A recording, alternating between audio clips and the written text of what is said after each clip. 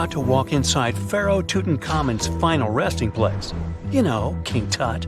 You don't have a torch, but at least you came with a flashlight. You walk down several flights of stairs and observe how the walls are carved in hieroglyphics and what looks like a spell. Those who take anything from this place will be doomed for life, the spell says.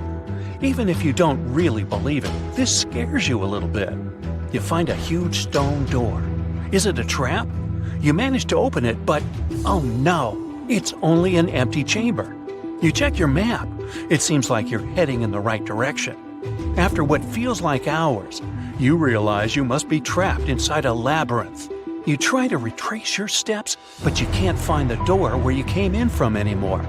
That's it, you think to yourself. You've fallen for the Pharaoh's trap. What's worse, you didn't bring a lunch. Okay, so we've all seen Hollywood movies where the main character is exploring ancient ruins and faces some seriously dangerous traps, right? We've been told Egyptian royalty protected their final resting places with venomous scorpions and snakes, sliding doors that will trap you for life, and giant rolling boulders that will crush anyone on their paths. The thing is, were these traps truly real? Well, I regret to be the one to break it to you, but this is all fiction.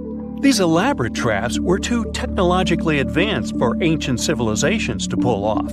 That is not to say, however, that there weren't any traps at all. Ancient civilizations, like the Egyptians and the Mayans, are known for their practice of building entire monuments dedicated to the ones who had passed away. These structures would often reflect the position of person occupied in society. So, for the really important people, the VIPs of their times, massive monuments were built to host their bodies long after they were gone.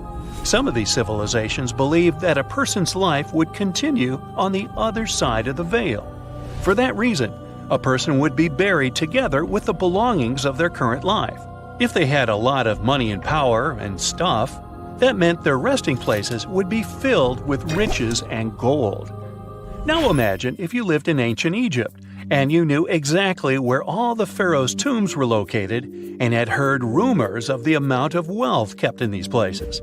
Maybe you would be tempted to go check it out, right? We're talking about large rooms filled from floor to ceiling with golden artifacts, jewels, and even money. I mean, it does sound tempting.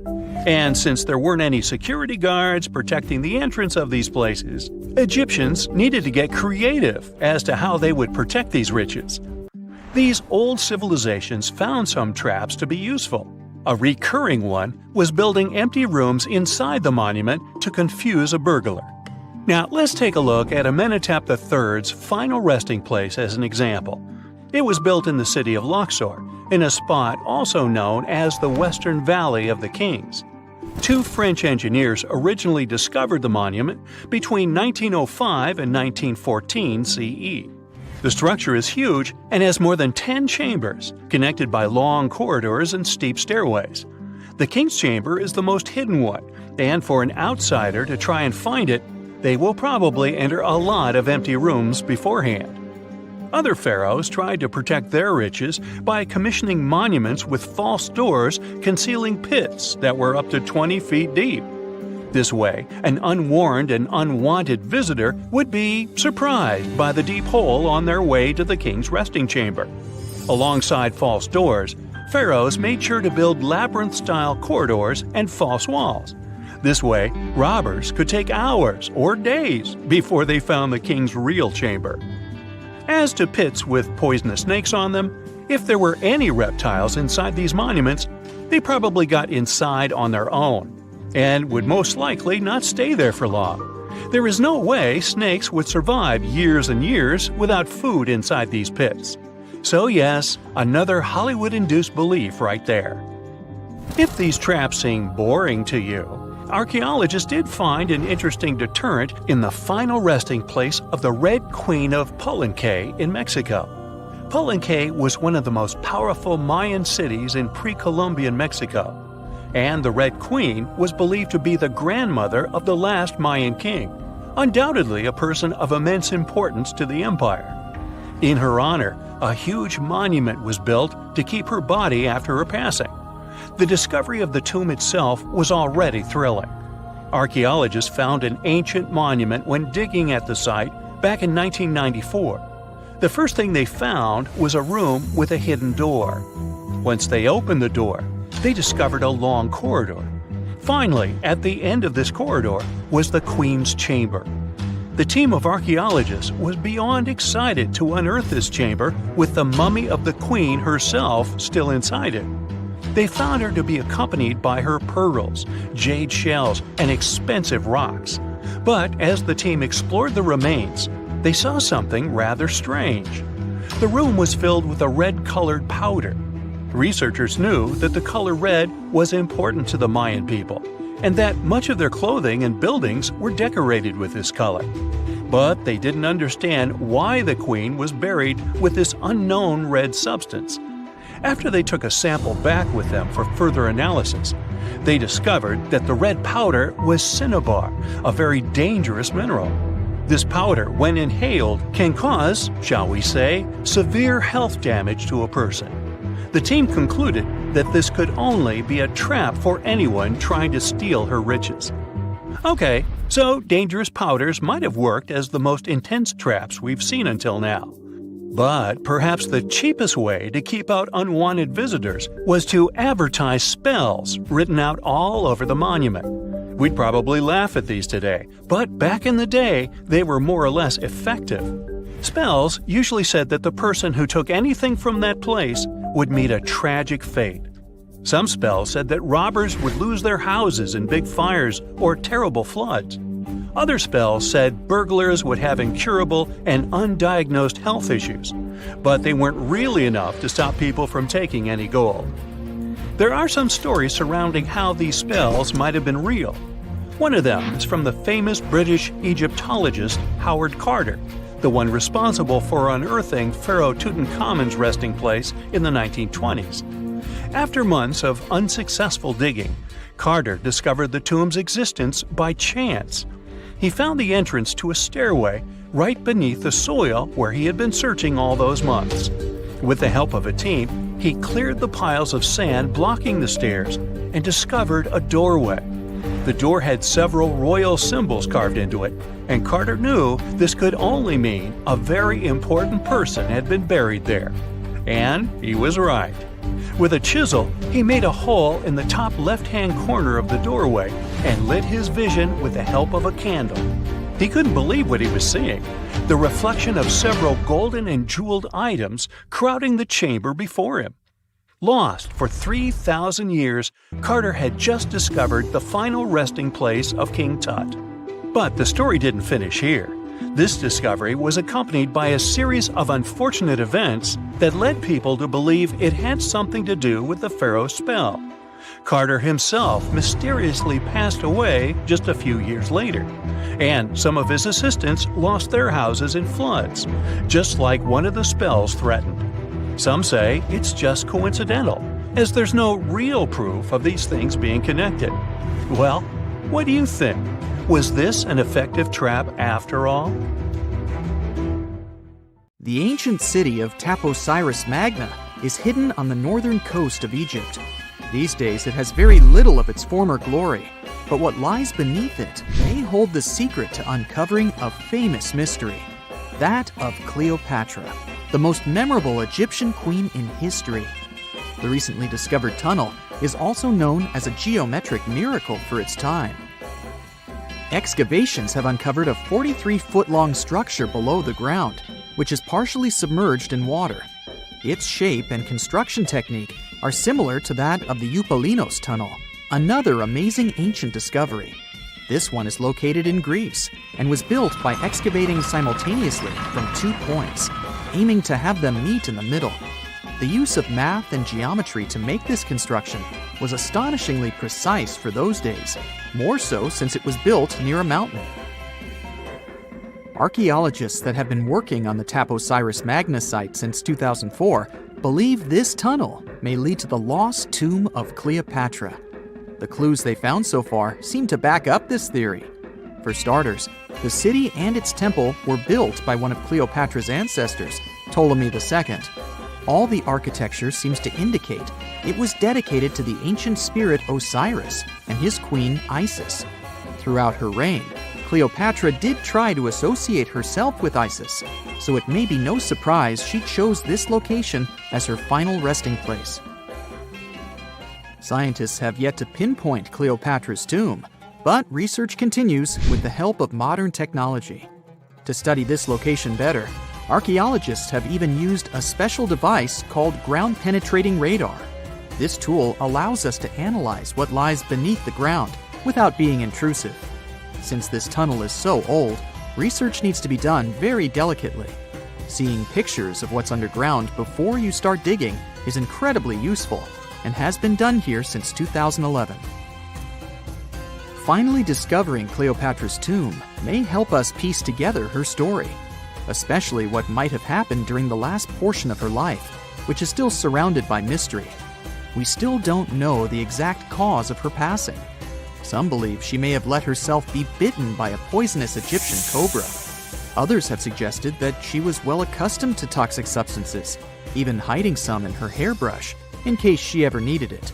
But that's not to say she chose to use it on herself. We do have a lot of other interesting information on Cleopatra that's equally as impressive, like the fact that she had a stylist. Most of the images you've seen depicting this famous queen show her wearing black eyeliner. This look was put together by Airas, a woman known to have been her personal beautician. She traced the long line from her eyes to her temples, a makeup technique still used today to enhance the eyes. Airas was an important figure throughout Cleopatra's life, known also as her confidant and close friend. There are even theories that suggest Airas was there by her side when she passed away. Despite her well-thought-out looks, Cleopatra wasn't as pretty as she's described. Or at least, that's what recent research has pointed out. Sure, if we look at movies and modern imagery, she's depicted as this incredibly beautiful woman with symmetrical and delicate features. However, if we look at coins showcasing her image from back in the day, her looks are rather average.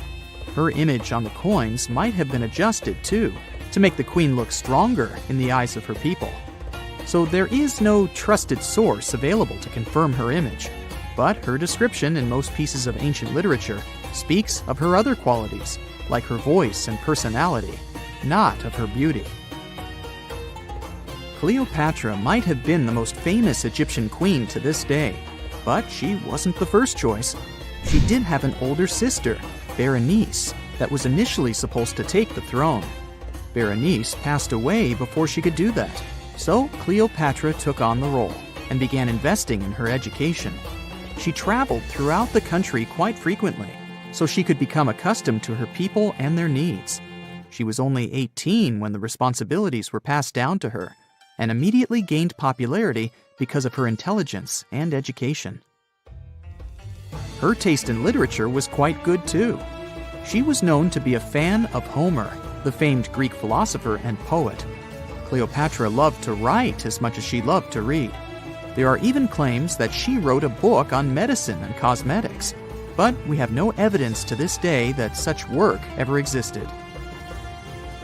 Part of being a great leader back then meant you had to speak multiple languages. Cleopatra clearly understood that, and that's why she's rumored to have known many languages to varying degrees. Some archaeologists suggested she spoke Greek, Egyptian, and Ethiopian, as well as many Arabic dialects. She might have even spoken Latin, but there's little evidence to support this claim. She might not have had angelic looks, but Cleopatra was really careful with the way she looked, even with her diet. She was known to have enjoyed simple meals, including a variety of fish. Since she lived close to the Mediterranean Sea, it's really no surprise. As a treat, she liked to eat stuffed pigeons, which she also served to her guests. Other dishes on the menu included vegetables and fava bean soup. Fruits and nuts weren't missing from her diet either, and she was also a big fan of honey. Recently, a team of experts has even tried to recreate her famous perfume. Think of it like the ancient equivalent of Chanel No. 5. Cleopatra was known to be a fan of luxurious scents, which she believed could even influence how people treated her when they met. The basis of this scent is myrrh, a resin gathered from a local tree. Other ingredients added to the mixture were also found back in the day, like cardamom, olive oil, and cinnamon.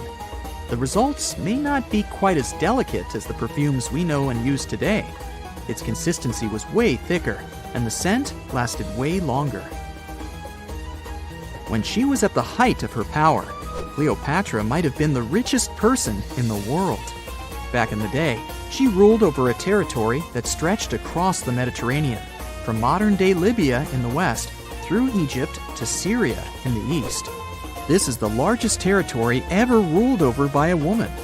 In today's currency, her worth might have been somewhere around $95 billion. The calendars we use today may have been introduced by Cleopatra herself. She presented the idea of leap years and leap days to Caesar, the Roman emperor she was known to have been close with. Taking her advice, Caesar made these adjustments part of the official Roman calendar. The ancient Egyptians already knew the year was longer than precisely 365 days. They discovered this by studying the brightest star in the sky, called Sirius, and concluded that a year is actually 365 and 1/4 days long. It was Elizabeth Taylor that famously introduced Cleopatra to pop culture when she played her in the 1963 film bearing the same name. Up until that point, it was the most expensive film ever made. It was originally supposed to cost somewhere around $2 million, but ended up costing a mind-boggling $44 million. That's mostly because of script and production issues.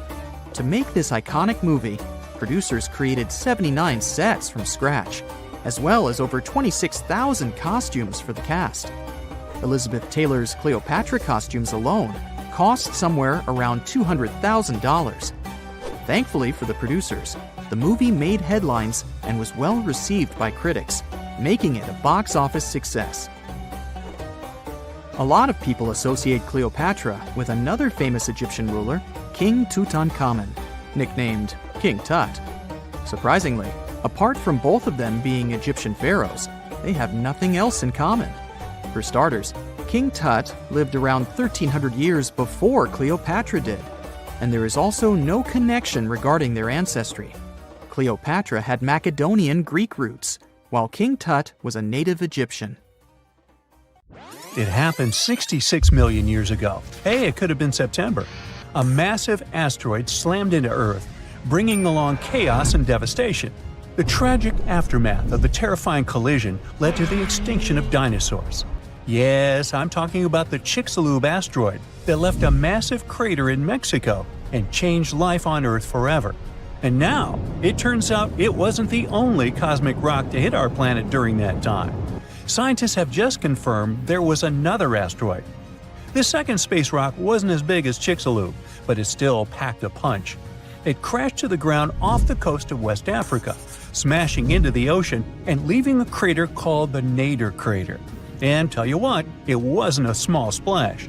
The impact was so powerful, it triggered a whole tsunami. It was more than 2,600 feet high, almost as high as the Burj Khalifa, the tallest man-made structure in the world. But how did we come to the conclusion that there was a second impact? Well, this researcher spotted the Nadir crater in 2022. Dr. Nicholson was looking for some high-tech scans of the ocean floor when he noticed a massive 5.5-mile-wide depression under almost 1,000 feet of water. Well, he thought it could be an asteroid impact crater, but at the time, the evidence he had wasn't solid. But now, scientists have confirmed that this is the real deal. A second asteroid did hit Earth during the dinosaur extinction era. Now, let's see how they figured all this out. For one thing, there were those super high-resolution 3D seismic images. They allowed researchers to peel back layers of the ocean floor and get a crystal-clear look at the crater. It was like going from a blurry old ultrasound to the kind of 3D scans where you can see every little feature. Their findings confirm that the crater was left by an asteroid, somewhere between 1,500 to 1,640 feet wide. And it didn't just create a hole in the ground. The impact was so intense that it produced a central peak, formed escalating ridges around the crater, and even left a damage zone that stretched out for thousands of miles. Using those super detailed images, the scientists have managed to reconstruct what happened right after the asteroid hit the surface of our planet. First, it slammed into the ocean, creating an initial bowl-shaped crater. As the shockwave spread, the seabed was shaken so violently that it triggered landslides, and the soft sediment surrounding the crater collapsed inward, creating a noticeable brim. As you already know, the impact also triggered a tsunami, and it was so shockingly powerful that its waves didn't just go outward, they actually turned back towards the crater, leaving huge scars on the ocean floor. And this wasn't just one big wave. No, it was a whole series of them, a train of tsunamis smashing everything in their path. Now, this second asteroid impact is a huge deal for scientists. It's a rare opportunity to study a marine impact crater in such incredible detail. There are only about 20 confirmed marine craters in the world, and none of them have been captured with this level of precision before. Plus, this data allows scientists to test new ideas about how craters form in water. You see, unlike craters on land, marine craters are hidden under layers of sediment, which makes them tricky to study. But with this new 3D imaging, we can look at the crater in all its layers. It's like slicing into a cake to see what's inside. Dr. Nicholson and his team are now dreaming of drilling into the crater and recovering samples from deep below the ocean floor. This would allow them to measure the shock pressure during the impact and figure out what happened in the minutes, hours, and days following the collision. Of course, the Chicxulub asteroid is still the star of the show when it comes to the dinosaurs' extinction. This space traveler was giant, somewhere between 6 and 9 miles wide. It hit Earth at a devastating angle, sending vaporized rock and gas into the atmosphere. It caused an impact winter that lasted for 15 years, because all that stuff blocked out the sun and plunged Earth into darkness. Now, probably the most intriguing thing is that some experts think the Nadir asteroid might have been a chunk that had broken off from Chicxulub before it hit Earth. It's still just a theory, but if true, it could mean that Earth got hit by a double whammy from space. Now, let's travel back in time to the year 1908 in Siberia. Look around. You see nothing but trees and rivers.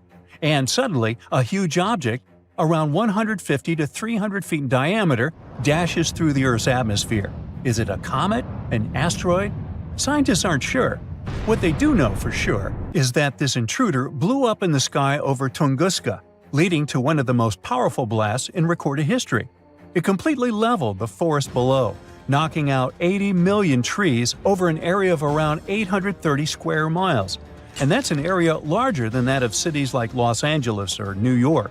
The trees were literally flattened, and their trunks were stripped of branches. They were also arranged in a bizarre radial pattern around the epicenter. But what if this explosion had happened over a city?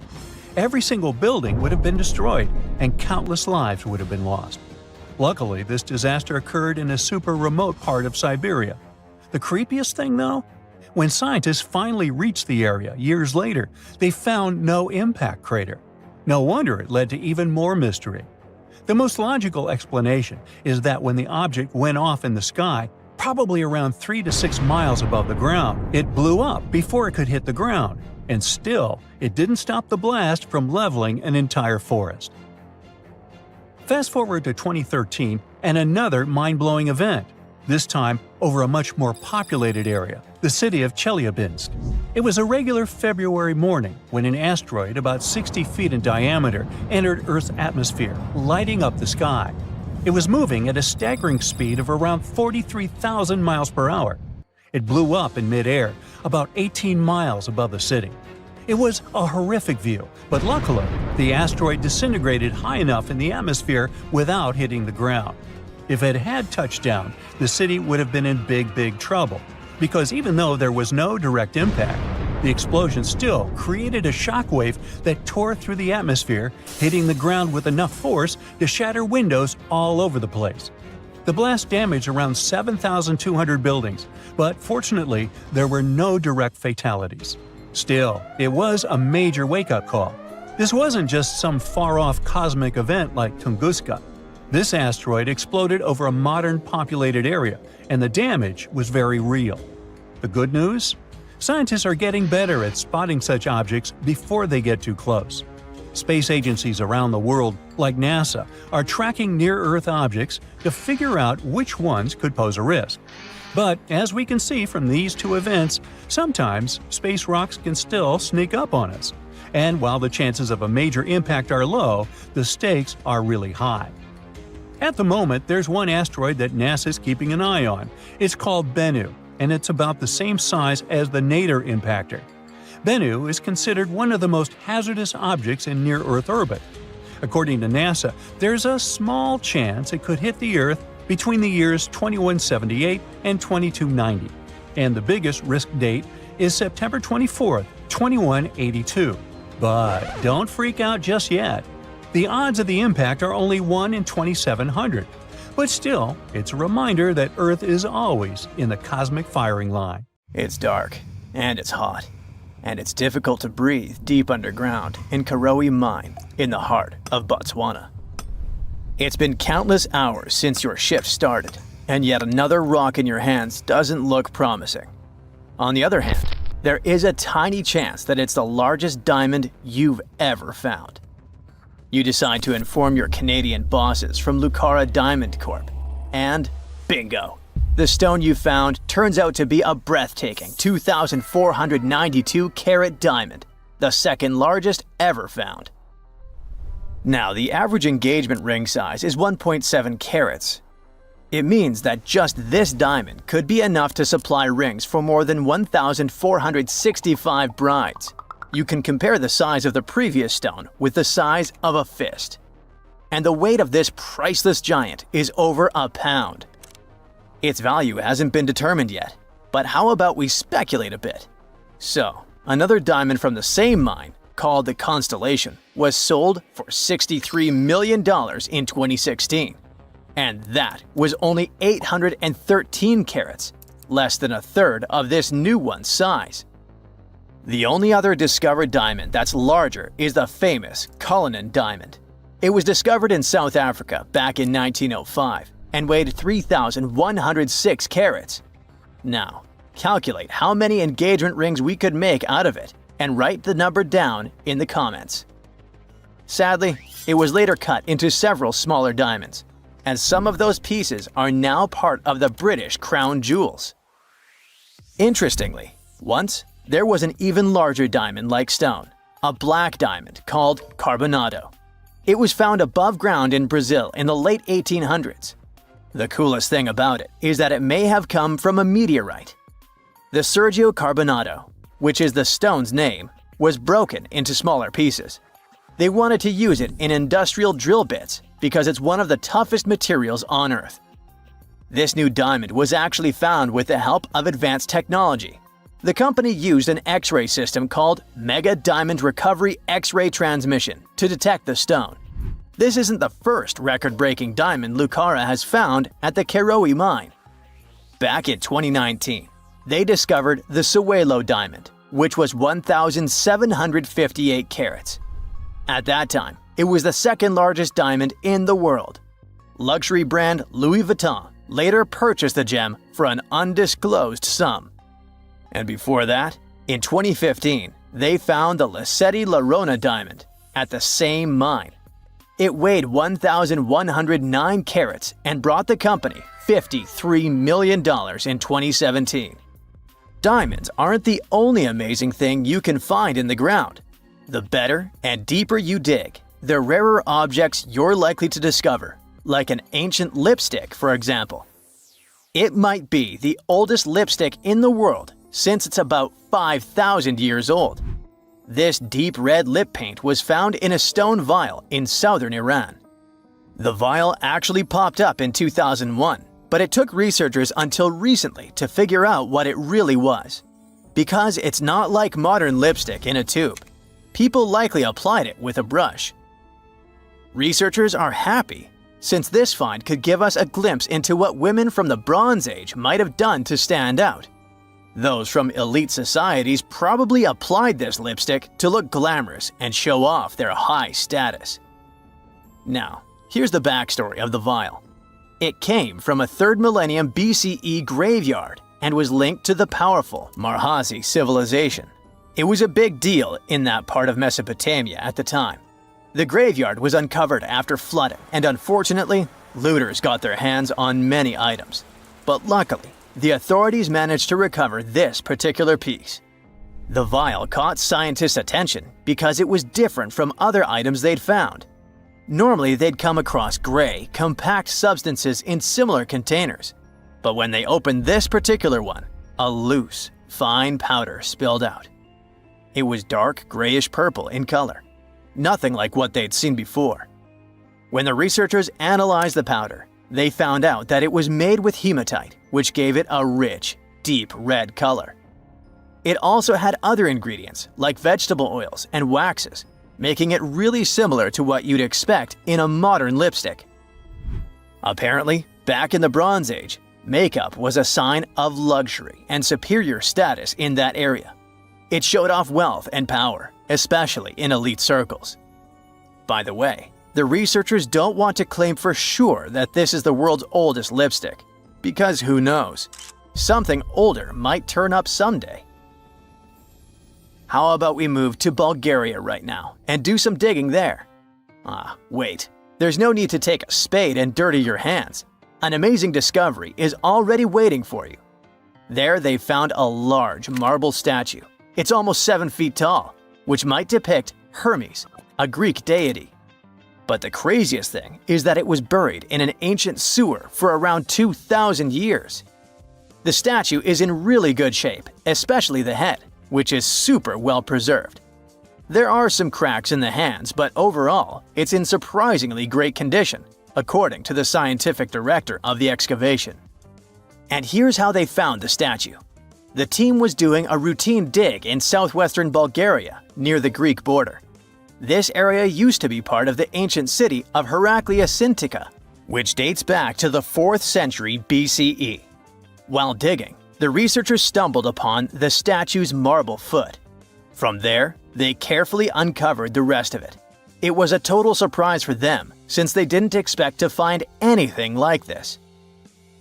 Right now, the team is working on safely removing the statue from the sewer. It's really heavy, so they're using a crane to lift it out and transport it to the History Museum in Petrich. Once they restore and conserve it, the plan is to put it on display. Experts are very excited about this find. It could teach us more about the local culture in Heraclea, which isn't a very well-known ancient site. Now, if you're dreaming of making discoveries like this one but don't have a degree, don't lose heart. Even an amateur can make a scientific breakthrough. For example, you could find a Roman dodecahedron. It's this weird, mysterious 12-sided metal object about the size of a grapefruit, and no one really knows what they're used for. Historians have been scratching their heads about these things for centuries. This particular dodecahedron was discovered last summer in a farmer's field near Norton Disney, about 35 miles southeast of Sheffield. A group of volunteers had already found Roman coins and brooches in the area, so they knew the field might hold more treasures. A geophysical survey had shown areas underground where the Earth's magnetic field was disturbed, hinting that something might have been hidden there. The team started digging trenches during a 2-week excavation. On the second to last day, in Trench 4, someone spotted the dodecahedron. Richard Parker, the group's secretary, was nearby making tea when he heard the shout. He said they were all shocked because they hadn't found much metal, and then, boom, that awesome artifact simply popped up. The extra cool thing about that dodecahedron was that it was complete, which is rare. Many others found before were broken or incomplete. Plus, it's larger than usual. Roman dodecahedrons can be as small as a golf ball, but this one is closer to a grapefruit. Now, the dodecahedron is on display at a local museum. So far, over 100 Roman dodecahedrons have been found in northwestern Europe, mostly in former Roman territories like the Gallo-Roman regions. They date back to somewhere between the 1st and 3rd centuries CE. Each one is a hollow metal shell, usually made of bronze. It has 12 faces, with differently sized holes on each face. Around the holes, there are concentric rings imprinted into the metal, And at every corner where the faces meet, there's a small stud. There's no writing on them, and nothing in Roman texts mentions them at all. That's why nobody knows what these dodecahedrons were for. There are loads of theories. They could have been toys, dice, mace heads, or even tools for measuring distances in Roman artillery. Some people even think they were used for knitting gloves or even figuring out dates using the stars. But most of those ideas don't really hold up, so the mystery remains.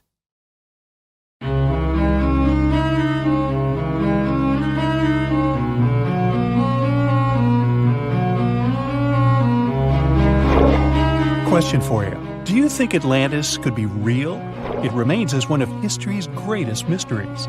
The legend began with Plato all the way back in ancient Greece, the tale of a civilization that formed and prospered before our own. Atlantis was supposedly a highly technological society, much like the Mayans. But, as the legend says, due to the people's greed, they were punished by a flood that destroyed and submerged their cities. Different theories try to guess Atlantis' location. Some say it was in the Mediterranean Sea. Some say it's beneath the Bermuda Triangle. But, as science has shown us, Atlantis may be only an allegory for humankind. Today, you'll discover several amazing underwater cities that you have never heard of. They existed indeed and are not just a myth. We're taking you on an excursion to the underwater city of Baia, which is on the coast of Italy. Known as the Las Vegas of the Roman Empire, Baia was a resort city. The Roman elite traveled there for recreation. Imagine an open-air spa. That was Baia. You can visit the submerged town by scuba diving and get close to that perfectly preserved, magnificent Roman sculpture, a true underwater wonder. You can spot the crumbled temples and buildings through glass-bottom boats. This is a moss-covered museum in Claudio's Nymphaeum. To your left, you can see a collection of classical Greek statues. Swimming down the Via Herculeana, you'll arrive at Villa Aprotio. Villas are Italian-style houses, and here you can admire their original marble floors. Notice the black and white patterns and the astounding shapes they make. Next, you'll arrive at Portus Julius. Can you see the collapsing wall structures at the bottom of the seafloor? You'll see well-preserved columns and limestone floors. Behold the ruins of the thermal baths of Lacus. The remaining multicolored mosaics are something great to see. You'll see their orange, blue, and green tiles if you get close enough. At Pisoni's Villa Pila, you'll see 25 preserved Roman pillars. Notice the arches, the frescoes nearby, and the magnitude of this well-kept treasure. The city was located over natural volcanic vents, so there were hot springs to be used at will. People went there looking to have an excellent time. And when I say people, I mean some of the great Roman emperors we learned about in school: Nero, Cicero, Caesar. But around the 8th century, the city was sacked and the luxurious town was abandoned. Slowly, the water level rose and the city started to drown. You were on a summer vacation off the coast of Greece, 4 hours outside of Athens, in the Peloponnese Peninsula on Pavlo Petri. You dust off your snorkel and head for a free dive on a bright sunny day. Sometime into the dive, you start noticing patterns on the seabed. 13 feet below the surface, the outline of familiar objects starts to appear, one by one. As you continue swimming, what looks like the outline of an entire city emerges before your eyes. You wonder, how could water have taken the whole city? Rocks are perfectly aligned into what appears to be the foundation of a building.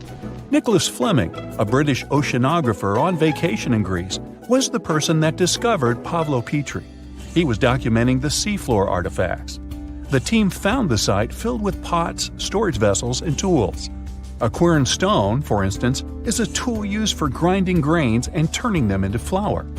Multiple amphoras, which were found then, indicate that this settlement dated back to the Bronze Age, 5,500 years ago, when people started living in towns. The settlement is believed to have lasted for over 2,400 years. Pavlo Petri is considered today the oldest submerged town yet found, and it's impressive that it wasn't a simple village. It was a vibrant port city with stone-built buildings, a marketplace, streets, and even squares. Let's continue our exploration and find secrets in other underwater cities. You are diving off the coast of the Ryukyu Islands. Pacific waters are far from smooth. There's a strong current pulling you into the deep sea. Suddenly, you see a huge structure thanks to the sunlight shining down on the seabed. At first, it looks like Machu Picchu's ruins across the globe in Peru. As you approach it, you slowly figure out its form. A pyramid-shaped structure, arches, staircases. It's something that could have easily been a palace or castle.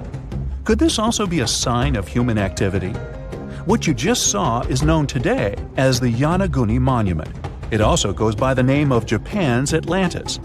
The entire monument is about the size of 5 football fields and the height of a 5-story building. Its most surprising feature is its expansive terraces that host large crowd gatherings. Explorers and scientists believe that Yonaguni dates back to 10,000 years ago. But whether it is a man-made structure or a natural formation is still under debate. For Japan's top marine geologist, Professor Masaki Kimura, Yonaguni is the heritage of a lost civilization. Kimura has dived into exploring the ruins over 100 times over the past 10 years.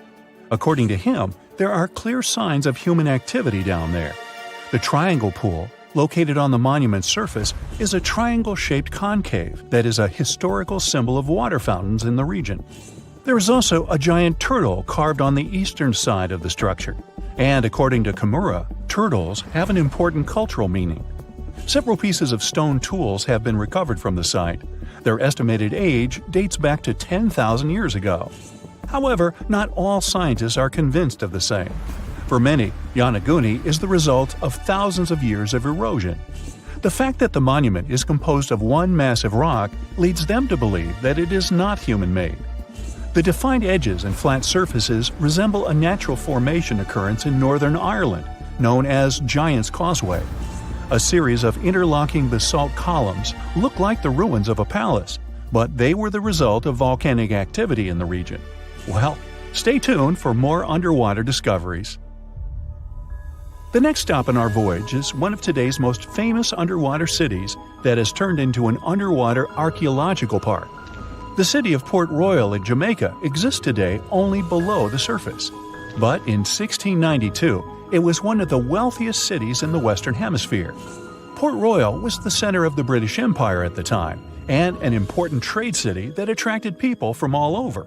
It was also home to real-life pirates of the Caribbean. On the morning of June 7, 1692, the people of Port Royal met a different fate than they probably expected. The bars and restaurants beaming with life woke up shaking. People were taken out of bed with the power of a massive earthquake, estimated today at 7.5 on the Richter scale. One survivor says he saw the earth opening up and swallowing the town whole. What he said could be true, as the city was mainly built over sand. The ground sucked buildings, roads, and everyone above. Geysers erupted, and finally, waves as big as 10-story-high buildings hit the city. About 33 acres of the city disappeared underwater, and amazingly, most of its 17th century remains lie in good condition under 40 feet of water. In the ruins, archaeologists have found taverns, storage rooms, kitchens, and recreational buildings used for diverse purposes. You can see a grand lion statue, a submerged bridge, and many picturesque arches. Now, do you fancy a trip to India? Just outside its coast lies another sunken marvel. A site known as the Lost City of Cambay is located on the Gulf of a similar name.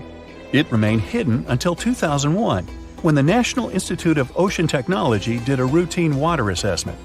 With sonar technology, which sends a wave of sound to the bottom of the sea, they found something far beneath the surface.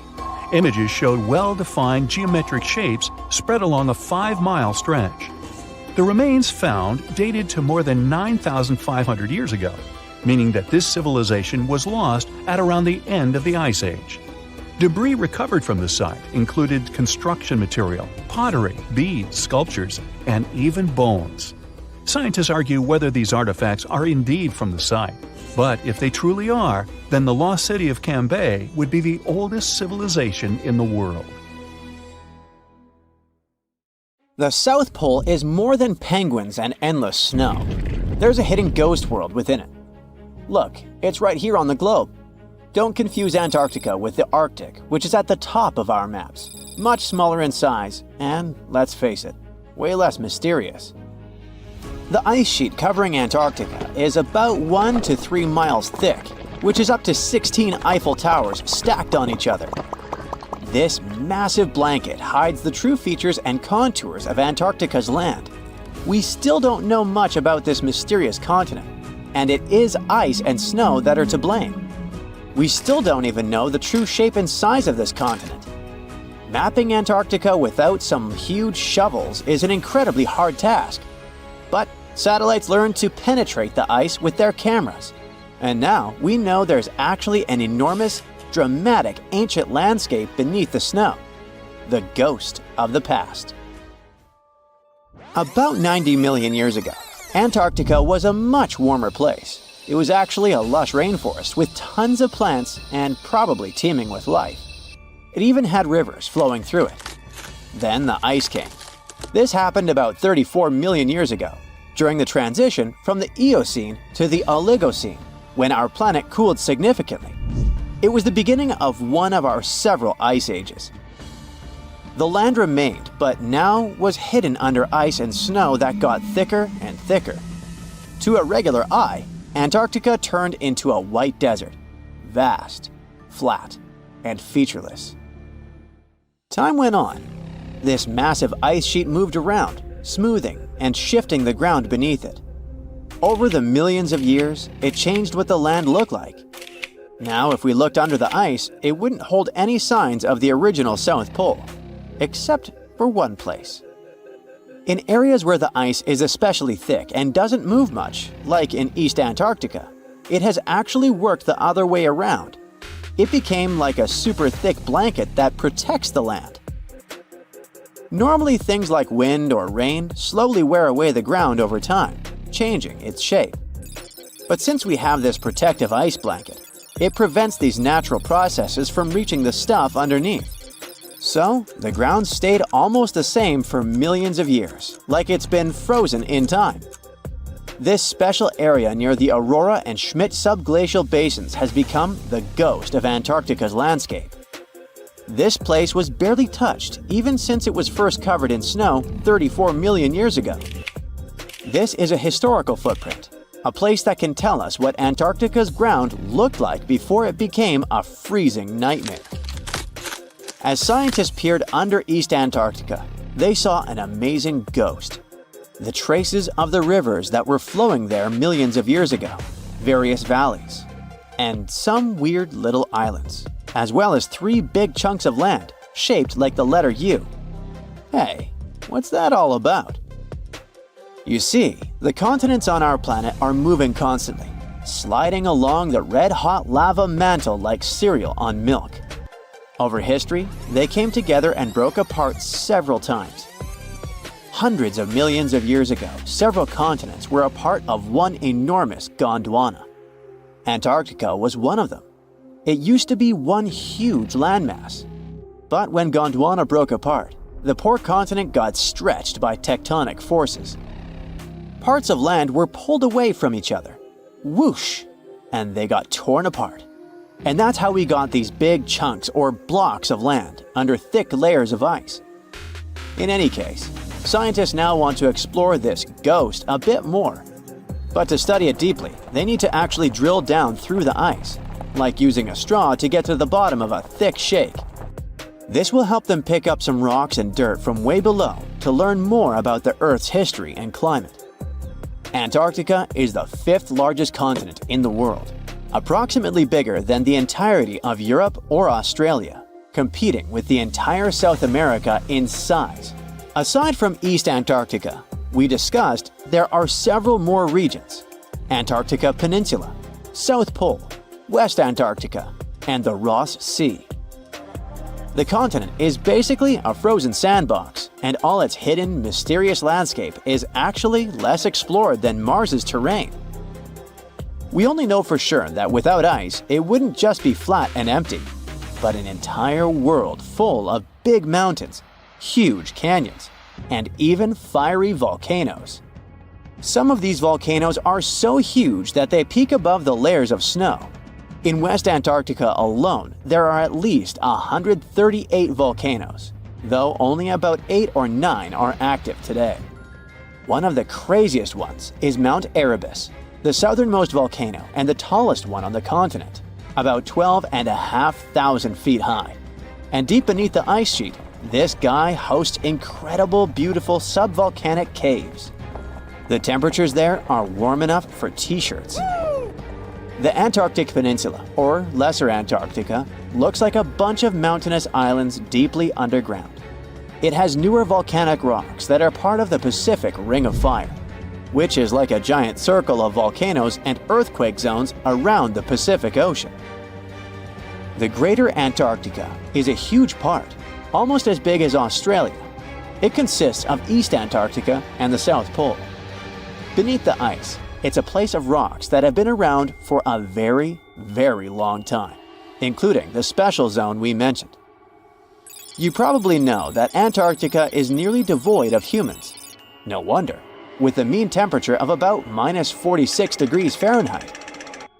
But even though this place is horrifyingly cold and deserted, life still clings on. You guessed it, in the underworld.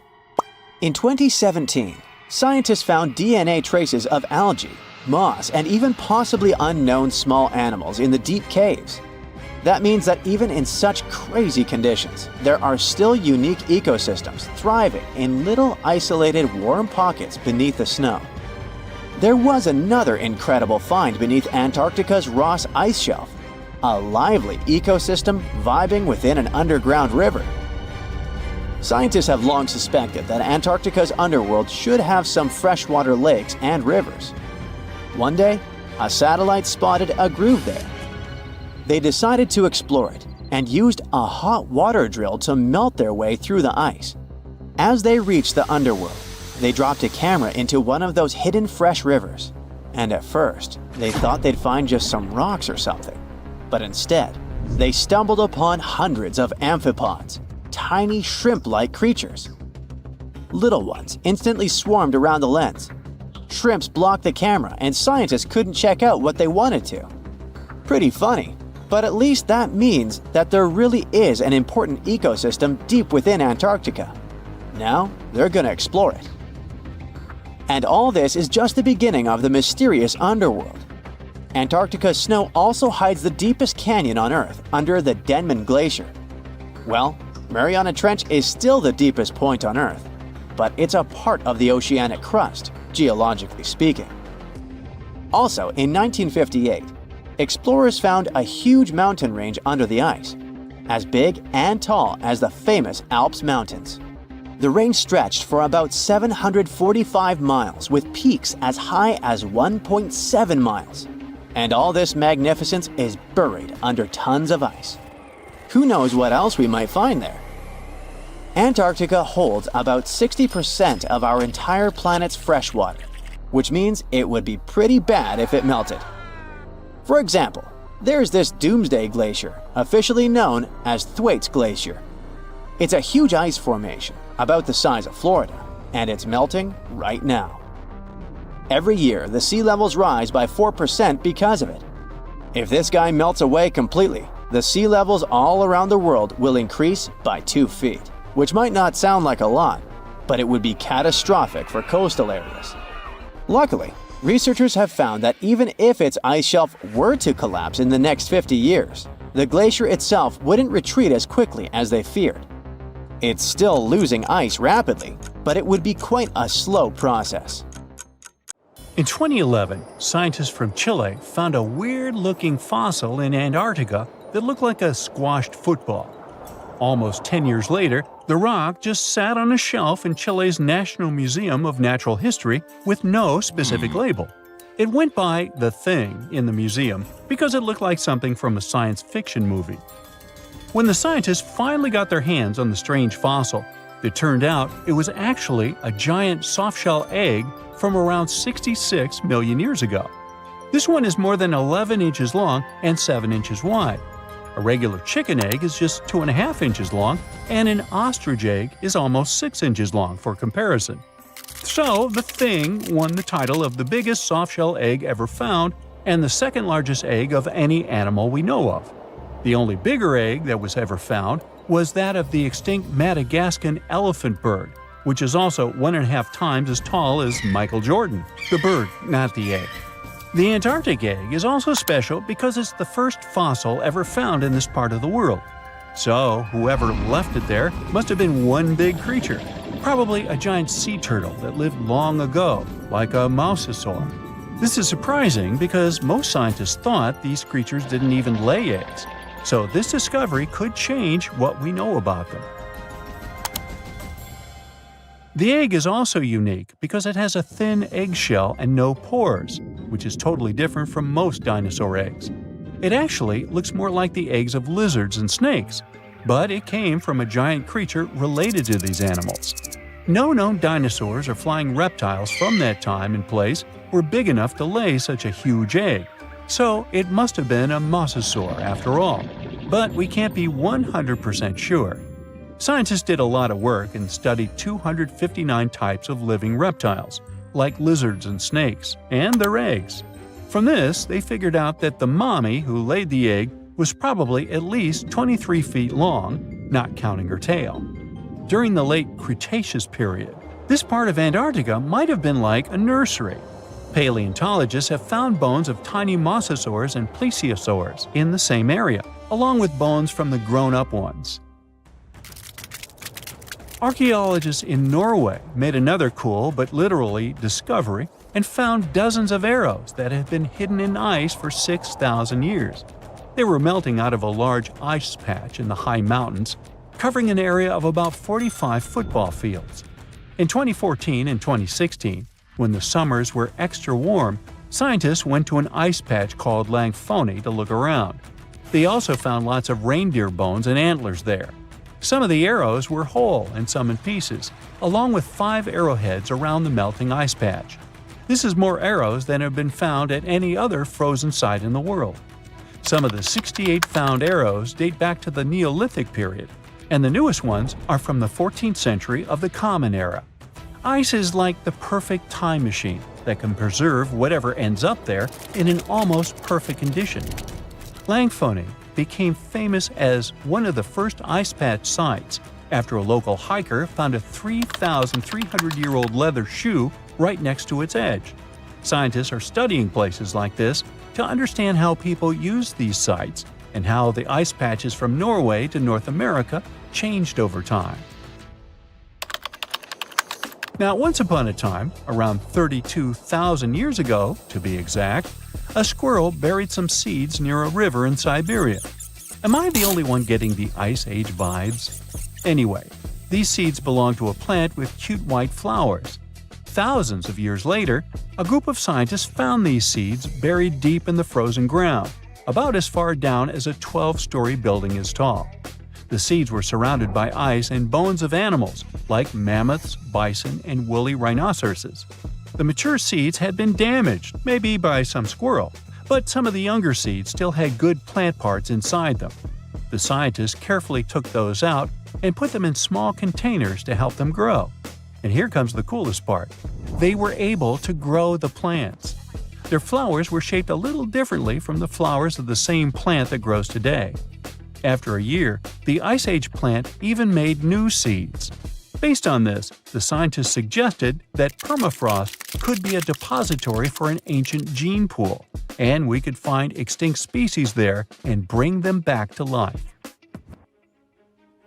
Scientists on an icebreaker in Antarctica were looking for whales, but found something way more unusual.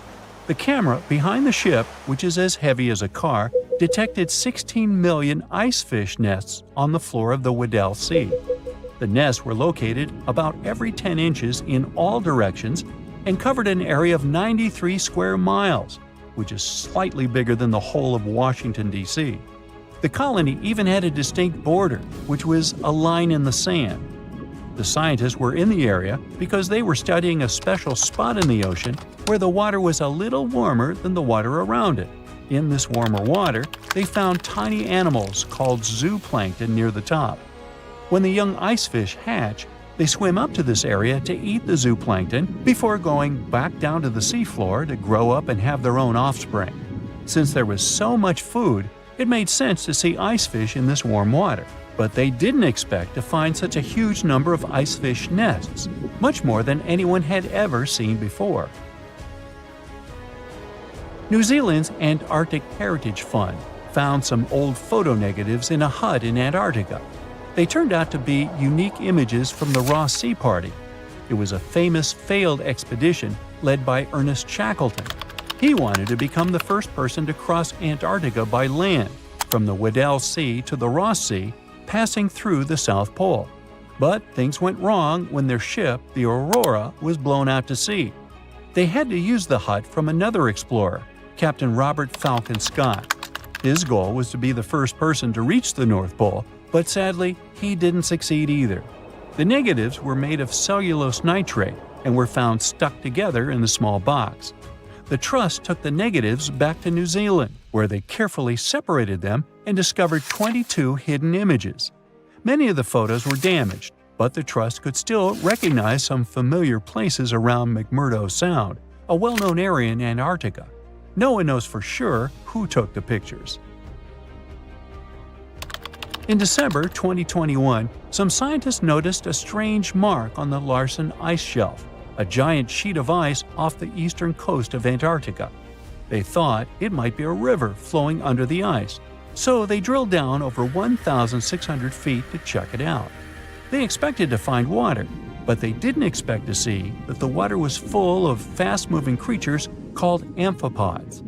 The scientists also found that the water in the underground river had unusual layers of currents moving in different directions, which they still don't fully understand. Another surprising thing happened during their research. On December 20th of the same year, a volcano erupted far away in Tonga, and the pressure waves from the eruption were detected all the way down in the ice river in Antarctica. It shows how everything on our planet is connected, even in the most distant places. Imagine you were chosen to answer one of history's most important questions. What was the first civilization on Earth? The job description is simple, yet the task is extremely challenging. You need to unearth the proof of the world's first official civilization. Was it the Sumerians in Old Mesopotamia? Or was it the ancient Egyptians spread out along the Nile River?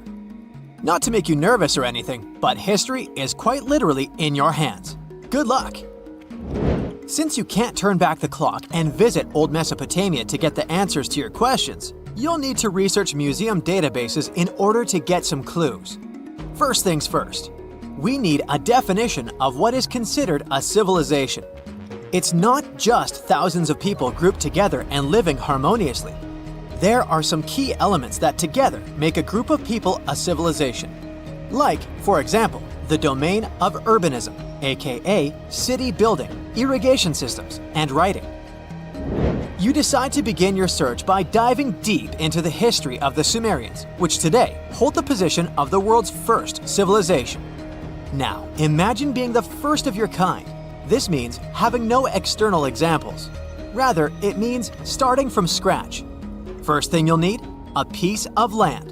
And since there were no active water companies in the world at that time, you'll need a piece of land with easy access to water. So, the Sumerians settled between two major rivers, known as the Euphrates and the Tigris in southern Mesopotamia around 5000 BCE. Fun fact, Mesopotamia translates to the land between two rivers. On a modern-day map, it's more or less where Iraq is situated today.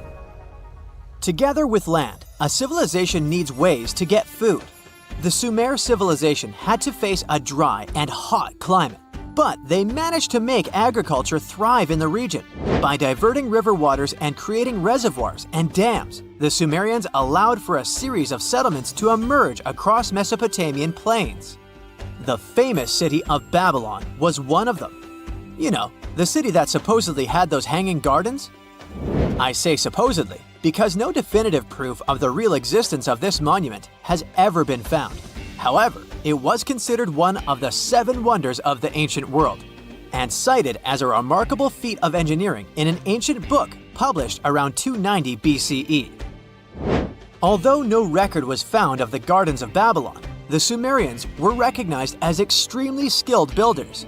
Their cities were filled with mud brick constructions, and the most impressive ones were known as ziggurats, stepped pyramids that were built for spiritual purposes. The Sumerians built a trade network to supplement scarce resources and started to exchange goods with civilizations rising nearby, like Anatolia and Egypt. The beginning of trade was what drove the Sumerians to develop what is believed to be the world's first writing system. It began as a simple system, likely dating back to 3400 BCE. In this system, each syllable was represented with a drawing. Later, it gradually evolved into a fully formed cursive writing system. Don't believe me? Take a look at this piece from the Babylonian times. This huge basalt plaque is called the Hammurabi Code. It's known to be humanity's first collection of written laws. As far as the story goes, it was carved in volcanic stone around year 1760 BCE. Look at the precision of these carvings. It's quite astonishing. But the content is also surprising, since these 282 rules vary from commercial regulations to strict laws of justice. The thing is, historians don't have a consensus on whether the Sumerians were really the first ones to invent writing. Some think it might have been old Egyptians. Let's pause here. Ancient Egyptian settlements are believed to have started around the year 5500 BCE, which is earlier than the Sumer civilization. But remember I said a civilization needed a few things before it was considered as such. Ancient Egypt consisted of several smaller city-states, such as Memphis, Abydos, and Thebes, spreading out along the Nile River. It wasn't until 3000 BCE that Egypt was unified under one kingdom and lasted as an empire until nearly 1000 BCE. Although there is no consensus on this, some Egypt experts believed that it could have been Sumerian immigrants that founded early Egyptian settlements. The proof could be the presence of cylinder seals made of hard stone, something that was widely used in Sumer. These seals were used to guarantee authenticity in legal transactions, but it's hard to say whether this method was introduced by Sumerian immigrants or simply by trade. Since the time period is not one of the criteria we can use to determine who came first, we'll have to turn to something else. But what? Like the Sumerians, the Egyptians were also highly skilled builders. Duh, they built the famous Giza pyramids and many others all over their territory. In order to enhance their building techniques, they delved into developing a more profound understanding of mathematics. They developed a new form of measurement called the cubit, which was the equivalent of an arm's length. The Great Pyramid, for instance, is 440 cubits per 440 cubits. They were also innovative astronomers, combining their mathematical skills with attentive astronomical observation. They were the first civilization to use a 24-hour division of the day. And they even created a solar calendar, which was the first dating system in history to feature 365 days in 1 year. Okay, it's undeniable how impressive they were. But some experts say that the dispute has to be settled through the comparison of their writing systems. Hieroglyphic writing, the first Egyptian style of writing, is said to date back to 3000 BCE. It was a composition of over 700 symbols, which were carved in stone. For a long time, researchers believed that the Sumerian writing had come before Egyptian, but in a recent discovery made by Yale researchers claims otherwise. Archaeologists have discovered a panel of 4 signs that are believed to have been written around 3250 BCE. Oh, and they've also found another rock drawing depicting a pregnant elephant that can date back to 4000 BCE. Now, there's also a third possibility that fewer people seem to mention: the Indus Valley civilization, also known as ancient India, located around the area of modern-day Pakistan and India. The Indus Valley civilization is also a contender for the oldest civilization due to the uncertain historical origins of the Hindu collection of texts known as the Upanishads. The Indus Valley civilization flourished around 3000 BCE, but records show that people in the Indus Valley were trading with Mesopotamians as early as 3500 BCE. Now, Wait a minute, how is it possible? No, they weren't time travelers. This isn't a sci-fi movie. There already were agricultural settlements in the area that were slowly growing into bigger cities, such as Harappa and Mohenjo-daro. Ancient Indian cities were sophisticated, filled with baked brick homes built in a grid system. These ancient cities even had draining and sewage systems that connected most homes and used gravity to carry waste outside of the city. They were pretty advanced. They were also an extremely religious civilization, and Hindu beliefs were at the center of their practices. Despite that, their cities weren't filled with spiritual buildings. Actually, Mohenjo-daro's most important building was a public bath. Interesting, huh? Now, why can't we know if they were the oldest civilization on Earth? Even if some historians suspect that the origins of the Indus Valley people can be traced back to 5000 BCE, there is no concrete evidence of this, only speculation. The best proof we have is the Upanishads.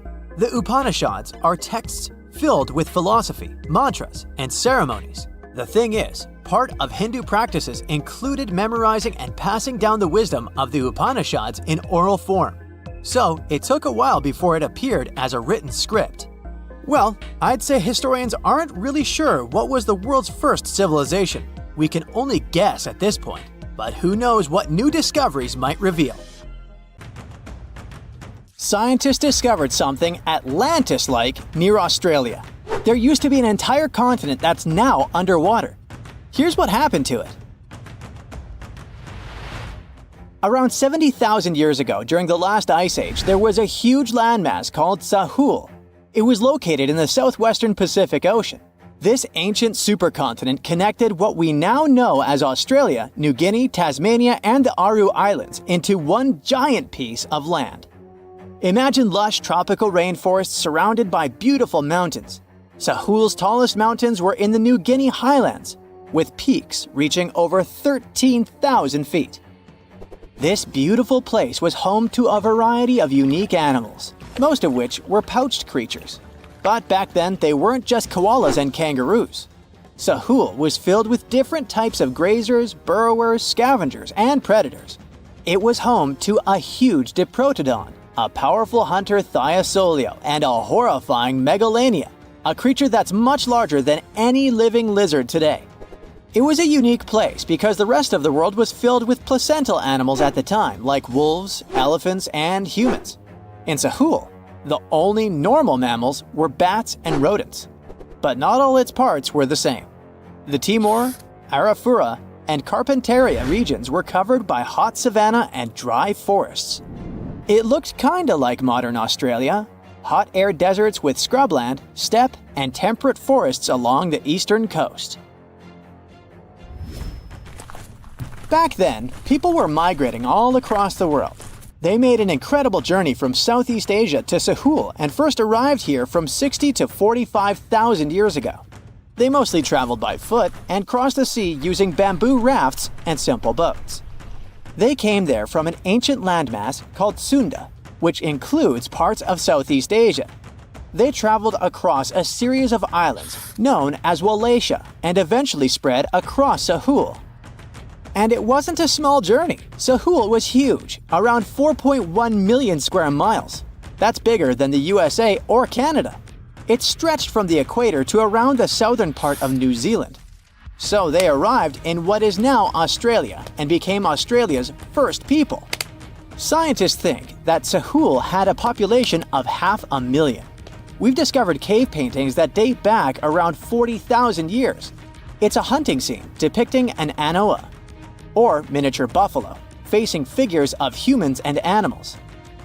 Researchers are trying to figure out how these early settlers moved across Sahul and where we might find archaeological evidence of their journey. To do this, they created a landscape evolution model. The simulation showed how Sahul changed between 75,000 and 35,000 years ago. It showed potential migration routes and archaeological sites. Humans likely traveled along coastlines and rivers. But how did Sahul get submerged off the coast of Australia, similar to the mythical Atlantis? During the last ice age, much of the Earth's water was locked up in large ice sheets and glaciers. The sea levels were much lower than they are today. After that, the global temperatures increased. The ice sheets melted and the sea levels rose, flooding the land bridges that once connected different parts of Sahul together. About 8,000 years ago, New Guinea separated from mainland Australia, and then, about 6,000 years ago, Tasmania did the same. We still can explore the underwater parts of Sahul thanks to new technology. Divers explore and collect samples directly from the ocean floor. Underwater drones can go to places that are too deep or dangerous for humans to explore. And with sonar mapping, scientists use sound waves to create maps of the ocean floor. It's like using an echo to see what's underwater. The sound waves bounce off the seabed and come back, helping us create a picture of what it looks like. Deep underwater, archaeologists have found stone tools and other artifacts. They also discovered fossils of animals like Diprotodon and Thylacoleo. By studying the underwater terrain of Sahul, they learned about the ancient rivers, lakes, and coastlines that existed during the Ice Age. But Sahul isn't the only underwater continent. Sahul isn't the only hidden gem of Southeast Asia. Take Sundaland, a place made up of Sumatra, Java, Borneo, and some other islands. This place was crazy huge during the Ice Age, but now almost fully underwater. Almost, but not entirely. The parts above the ocean are teeming with life. If you like birds, check this place out. It has almost a fifth of the world's bird species. You can spot colorful birds like the Java hawk eagle and the Bali starling among the lush forests. It's also a home to a fourth of Earth's fish species. Sundaland's waters are a haven for marine life, even the most exotic animals like the Asian arowanas. It's also a treasure trove of flowers. That's where you can find Rafflesia and Titan arum, the world's largest flowers. This makes it very similar to Zealandia. Zealandia is a long, narrow piece of land about half the size of Australia. It broke from Antarctica about 100 million years ago. Just like Sundaland, it isn't fully underwater. 7% of it stayed above sea level. This sticking out little piece is what we now call New Zealand, along with Stewart Island and some smaller islands. These pieces of Zealandia are lush and warm. They're packed with volcanoes, mountain ranges, beautiful natural geysers, and hot springs. Local people, Maori, use these hot springs for cooking. People place corn, eggs, and vegetables in baskets and lower them directly in the hot springs. Sometimes they cook food in a pit oven using heated rocks. Another hidden world is known as Argoland. This mysterious landmass was once part of Australia, back when dinosaurs chilled around. It drove scientists crazy for decades. They knew it existed because it left a huge stretch on the ancient seafloor, the Argo Abyssal Plain. About 155 million years ago, it broke off from Australia, saying bye-bye. The continent drifted somewhere north, and when it reached Southeast Asia, it just vanished. Scientists had no idea where it went, but recently they finally found its remains. Turns out, poor Argoland's lower parts started drowning into the Sunda Trench, a horrifyingly deep oceanic pit. The Earth's crust sunk into the mantle. Meanwhile, the upper parts of Argoland were pushed upward, grabbing the younger rocks on land. Because of this, Argoland broke apart into a bunch of smaller pieces. These pieces formed parts of Borneo, Java, Sulawesi, and other regions. The remains are buried under Indonesia and Myanmar. Imagine a colossal landmass the size of Greenland, Greater Adria. Its journey began about 240 million years ago when it broke away from the supercontinent Gondwana. It started moving north, and after 100 million years of enjoying the warm seas, it suddenly crashed into Europe and shattered into pieces. Most of these pieces went deep into the Earth's mantle, but some were scraped off and became part of mountain ranges like the Alps. Today, the remnants of Greater Adria are scattered across more than 30 countries, from Spain to Iran. That's why they're hard to look for. Seychelles was also once part of Gondwana. Yep, These idyllic islands are sitting atop of the ancient continent. We know a lot about it because of its fascinating granite outcrops. 100 years ago, Alfred Wegener discovered continental drift, but no one believed him. These granite outcrops helped him prove that he's not crazy and that tectonic plates really are moving. The Seychelles broke off from India and Madagascar and eventually became a sad loner in the Indian Ocean. This probably happened because of some insanely active volcanoes in the Deccan Traps. But now, the islands are home to unique species both on land and in the coral reefs nearby. Mauritius broke off from India after the dinosaur wiping. Along its journey, it stretched into a long ribbon-like shape and also broke into pieces. Now it's all scattered beneath the Indian Ocean. Scientists stumbled upon this lost land by studying tiny ancient crystals called zircons. These zircons are like time capsules. They date back an astonishing 660 million to 2 billion years. That's even older than Mauritius itself. These ancient crystals hinted that there's another Atlantis somewhere nearby. Turns out there are hidden continents all around the world, and maybe we'll discover more of them in the future. When you think of an epic desert scene with blazing sun, endless dunes, and those magical little oases, you probably picture the legendary Sahara, right? But what if I tell you that 11,000 years ago, this vast expanse of hot sand looked totally different than it does today? Yeah, I don't know, I wasn't around then. But I'm told that back then, what we now call a desert was a lush paradise, brimming with lakes, rivers, grassy plains, and even woodsy forests. So, where did all this water go? There are many stories about the distant past of our planet when deserts were covered with jungles and forests, and then something happened, like changing climates or colossal earthquakes, and it all turned green lands into dunes. But how about a theory that Sahara became a desert because of humans and goats? The Sahara has seen its fair share of wet and dry drama throughout the ages, mostly thanks to little shifts in Earth's orbital tilt, causing variations in how much solar radiation hits the atmosphere. There were even times called the African humid periods, when the rain would pour in and transform the dry landscape into a bright green haven. But between 8,000 and 4,500 years ago, something really funky happened to this region. Certain areas went from humid to dry way too fast to explain it by just orbital changes. In the blink of an eye, the lush Sahara turned into the Sahara we know today. Now, if you ask scientists why it happened, they will tell you, oh, it's just poor parameterization of the data. Bet you didn't get it, did you? What? Well, right, let me translate it from scientific to common human. It means they really don't know the answer themselves, and they got a bunch of missing puzzle pieces. But as scientists sifted through ancient dirt and pollen samples, they spotted a quirky trend.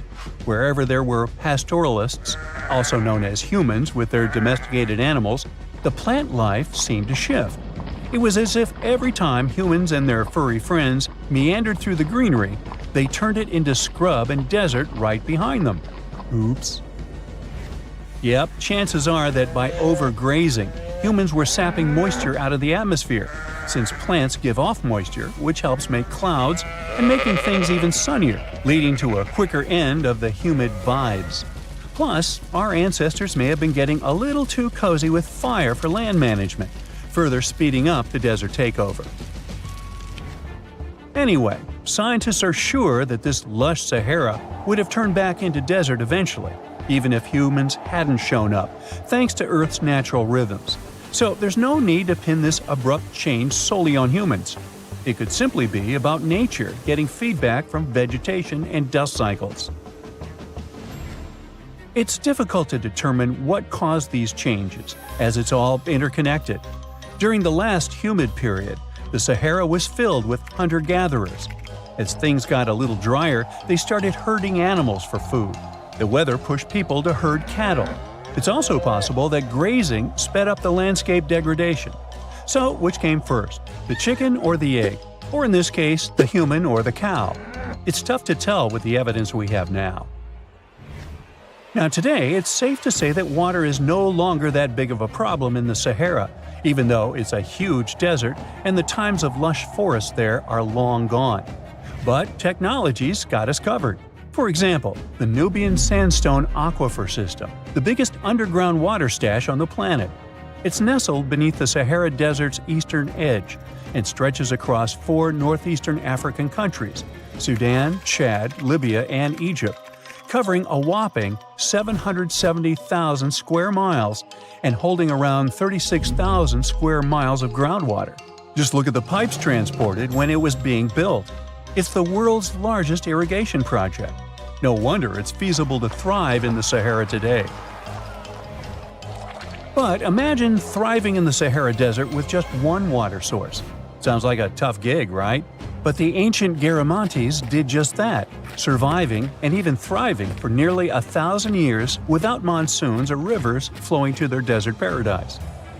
These clever folks were the trendsetters of urban life in the sands, and even the Romans couldn't help but notice their genius. While many thought they were just desert-dwelling savages, the Garamantes were busy building an empire in one of the toughest climates on Earth. But how did they do that? Well, they got crafty and dug a whole bunch of underground tunnels to tap into a massive sandstone aquifer. They were literally squeezing every drop of life from under the dunes. But recently, research showed that the Garamantes weren't just hardworking, they were pretty lucky too. The Garamantes had an underground aquifer that brought water up to a hill where they built over 500 phagaras, which are irrigation systems, some stretching as long as 2.5 miles. It was like sipping water through a straw, which let them irrigate their crops for nearly a century, especially since even a little rain would help recharge the system. But eventually, due to rain insufficiency, the aquifer ran low, and reaching it again would have meant digging more tunnels and relying on more people. That's a tough problem, considering these people were in the middle of food and water shortages. Guess I don't need to tell you what happened to the Garamantes, do I? The fall of the Garamentian culture might be linked to several factors. It may have been due to climate changes, or they may have simply used their water resources too much. Back in the day, the Sahara Desert was actually fertile agricultural land, thanks in part to the cool irrigation system the Garamentians created. But since fossil water isn't something you can replenish over time, the groundwater levels dropped pretty low. This likely played a big role in the kingdom's decline by the late 7th century CE. That sounds like someone who hit a lottery jackpot, used up all the money, and went back to their original not-so-cool job once the bank account got fully drained. Oh, by the way, even if the Garamantes left some secret wisdom messages for us, the chances are we'll never get what they wanted to tell us. Nobody really knows what language they used, and their texts are nearly indecipherable to us today. But let's go back to the Green Sahara. So it transformed into a desert about 4,500 years ago. But today, we can understand how people lived in those times in the Sahara thanks to natural parks in Africa that have the ultimate outdoor art gallery. There are well over 15,000 ancient paintings and carvings depicting everyday life from around 11,000 years ago. However, if the carvings aren't enough for you and you feel like visiting an actual green desert, all you have to do is book a flight to California. One of the most beautiful phenomenon in the world, the superbloom, takes place here. Look at all these colors – orange, green, pink. It's a miracle. Wildflowers bloom right in the middle of a hot desert after several years of rainfall in dry places. It's such a bright and colorful landscape that superblooms can be seen from space. This rare phenomenon can be observed in other arid places and deserts in western and southern Africa, Western Australia, and Chile. In all these places, the weather is very hot and dry in summer. Mild humid air comes in winter, and this is the ideal environment for mass flowering. Flower seeds that lie in desert sands can wait for decades before starting to produce flowers. When the hot sun destroys all the weeds and grass, and the rainfall becomes enough to moisten the soil, the seeds are kind of like, well, okay, now it's our turn to play a big game. And then hundreds of thousands of tourists come to take photos and post these beautiful pictures on social media. And this, unfortunately, is one of the main dangers for flowers. Therefore, if you find yourself in a place like this, don't pick the flowers and don't trample on them. Stay on the path, don't litter. Take only pictures and leave only footprints. You get it? Good. In 1952, an Air Force plane called C-124 Globemaster II crashed into a big mountain while flying from Washington to Alaska. Sadly, everyone on board, 52 people in total, didn't make it. The bad weather at the time made it hard to find the crash site, and even later, any attempts to locate it failed.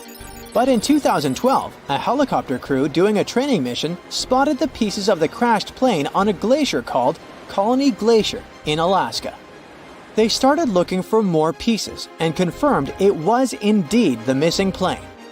Since then, every summer for about a decade, different military groups have been helping in an operation called Colony Glacier. They've managed to identify 40 out of the 52 people whose lives were lost in the crash. The soldiers taking part in this mission take their promise seriously to never leave a fallen comrade behind. They believe it's their duty to bring back those who didn't make it. Another discovery comes from the Alps. In 1991, some hikers exploring the picturesque Alps stumbled upon a human body.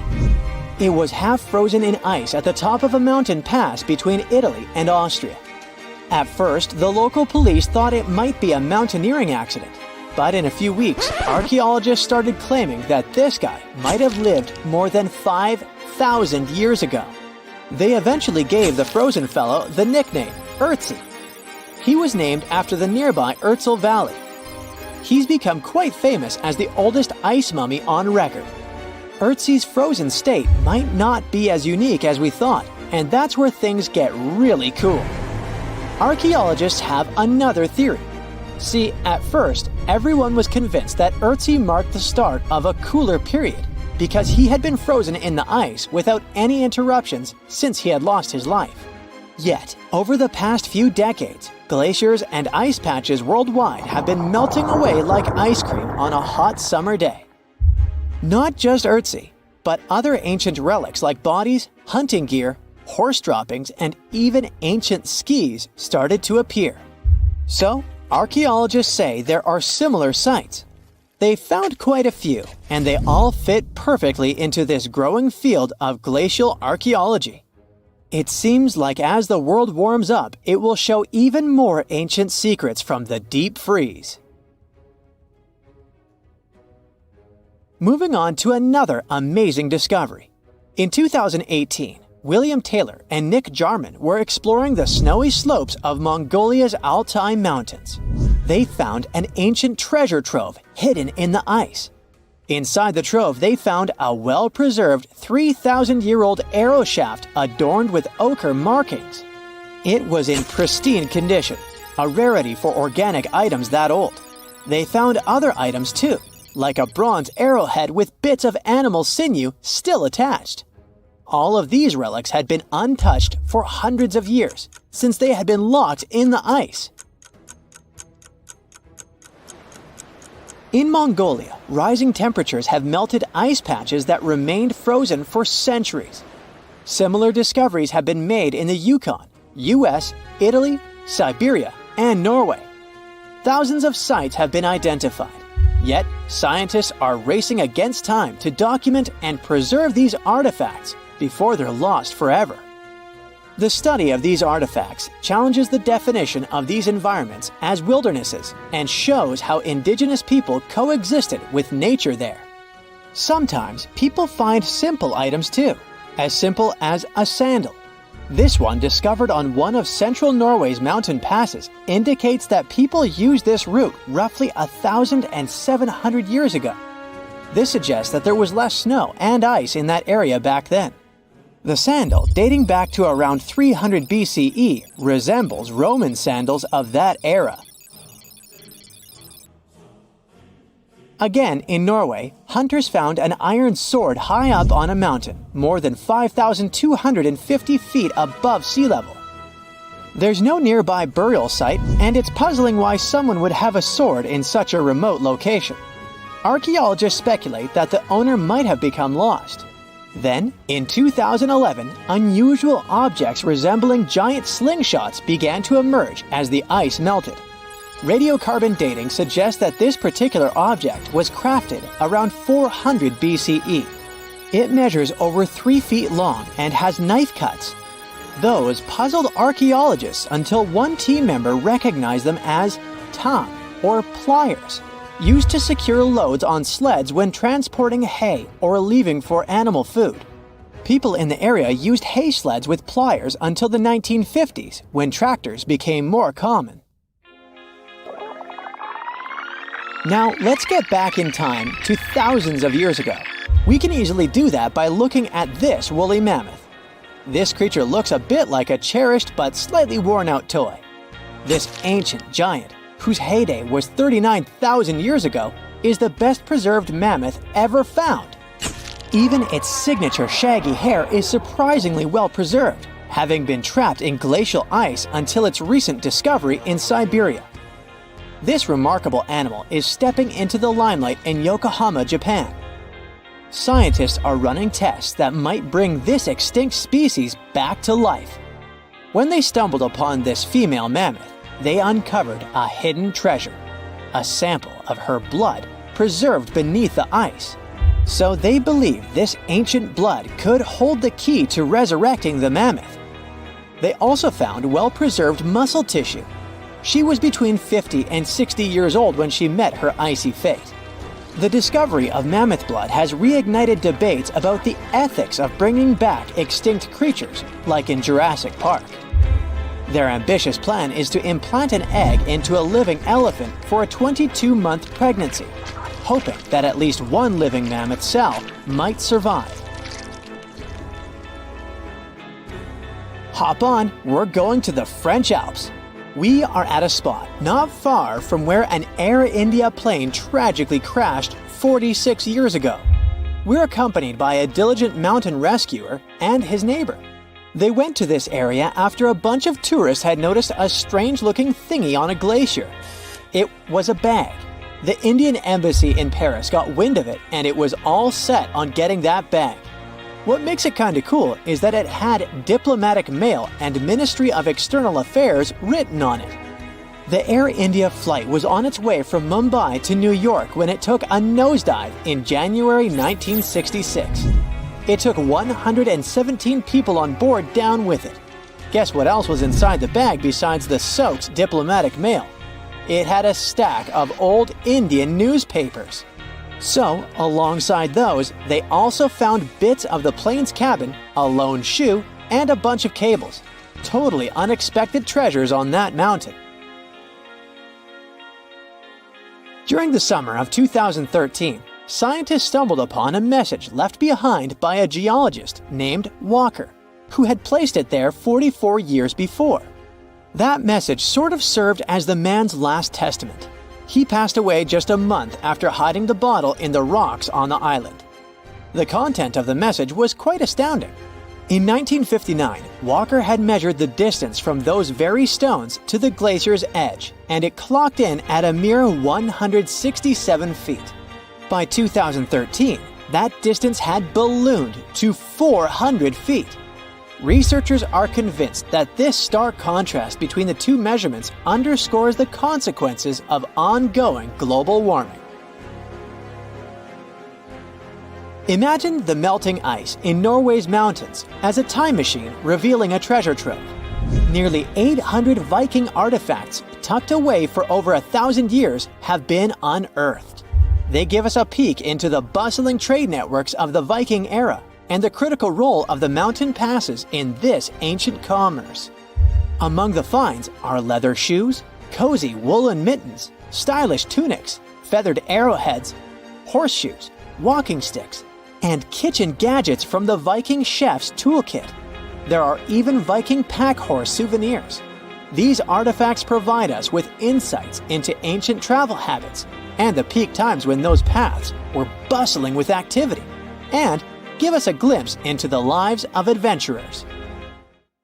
In 1850, French scientist Auguste Mariette went to Egypt looking for manuscripts, but accidentally found a head of a sphinx sticking out of the dunes. He cleared the sand and figured out the Sphinx was guiding the entrance to some underground construction. Several months later, he finally entered the Serapeum of Saqqara. Inside, he found an enormous granite sarcophagi with remnants of 64 bulls. Scientists are still amazed by the tech that the ancient Egyptians used to transport those enormous boxes. The Serapeum was built around the year 3000 before the Common Era. It was an underground tomb built to honor the sacred Apis bulls of ancient Egypt. It had a long hallway, almost 500 feet long, with giant stone rooms on both sides. Some of the sarcophagi weighed as much as 50 average cars, and all of them were made with super precision with exact 90-degree angles. These sarcophagi were beautifully decorated with hieroglyphs and carvings that told stories about the lives and importance of the Apis bulls. Now, there are 24 sarcophagi left. In ancient Egypt, Apis bulls were very special animals connected to the deity Ptah. They thought the bulls carried Ptah's spirit and wisdom, helped the pharaoh, and protected the Egyptians. Priests looked for special markings on young bulls to find Apis bulls. It could be a white triangle on its forehead, which symbolized divine light, a shape on its back like a vulture's wing, and a scarab shape under its tongue, which stood for rebirth. If a bull had these signs, they believed it was chosen by Ptah and treated it like royalty. The chosen bulls lived in a special temple in Memphis, the city where they worshipped Ptah. They received the best care and offerings from visitors who wanted their blessings. When an Apis bull passed away, it was treated with great honor and mummified. When Mariette entered the Serapeum, he noticed traces of rollers on the gallery's floor and found 2 wooden horizontal winches. Each had 8 levers. Later, other explorers saw double rails. The burial chambers were lower than the hallway floor. To get the boxes into place, workers filled the chambers with sand so the sarcophagi could be rolled in straight. Then they slowly removed the sand to gently lower the boxes into perfectly cut spaces in the bedrock. A carved stone sign found in the Serapeum said it took 28 days to move just one sarcophagus and its lid into its spot during the time of Ptolemy II. The extreme precision of the sarcophagi with 90-degree angles also has an explanation. Ancient Egyptians wrote texts, or rather, papyrus, on geometry a long time ago. It shows that they knew the approximate number pi and could calculate the volume of a pyramid with its top cut off. If they could figure out complicated math like that back then, it makes sense that they could also carve perfectly flat surfaces 500 years later. All this sounds pretty legit, but some people think certain things don't add up here. The size of boxes is way larger than the size of bulls, yet they buried pharaohs in tiny coffins that barely fit their bodies. The sarcophagi are made out of granite with crazy precision, and they could have just used limestone, which would have made things way easier. The transportation of the boxes seems pretty simple, but only in theory. If one person could pull about 440 pounds, then at least 250 people would be needed to pull just one box. The tunnels in the Serapeum are really narrow, only about 2 feet wider than the boxes themselves. There's no way hundreds of people could have squeezed into those tight spaces to pull the boxes. And even if they did, how would they turn the box in the cramped corridor, lower it into its niche, and place it perfectly in the middle? Somehow they did this 24 times, and every box is centered perfectly. Plus, the chambers were dusty, and there were no signs of soot from lamps. This means they must have worked in almost complete darkness. The real use of the boxes could also be different. A long time ago, even before the Egyptian pharaohs ruled, the local people already knew how to use fermentation. It happens when tiny organisms called yeast eat certain ingredients like starch and turn them into gas and ethanol.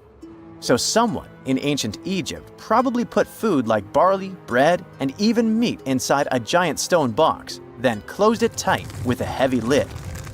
These stone boxes, carved from granite, were so precisely made that they were almost completely sealed, so nothing could escape from it. As the yeast inside the box started working, it created more and more CO2 gas. It built up pressure inside the box. The granite boxes were incredibly strong. They could handle more pressure than a car tire can hold. When granite was squeezed under such pressure, its crystals produced a tiny electric charge. This effect was possible because granite contains quartz, a material that reacts to pressure this way. The process also needed meat or animal parts, possibly to help the yeast grow better. Meat contains something called oleic acid, which yeast needs to keep growing and to survive the bad effects of the ethanol it produces. As the pressure inside the box kept growing, the combination of gases and electricity made these boxes not just ancient fridges, but powerful energy systems. Over time, the pressure inside got so strong that it could push the lid open and the gas would escape with a pop. But when people rediscovered the Serapeum in 1850, they found old drawings that showed piles of stones stacked on top of some of the box lids. So, someone long ago probably tried to make the lids even heavier by adding extra weight to make it harder for the gas pressure to push them open.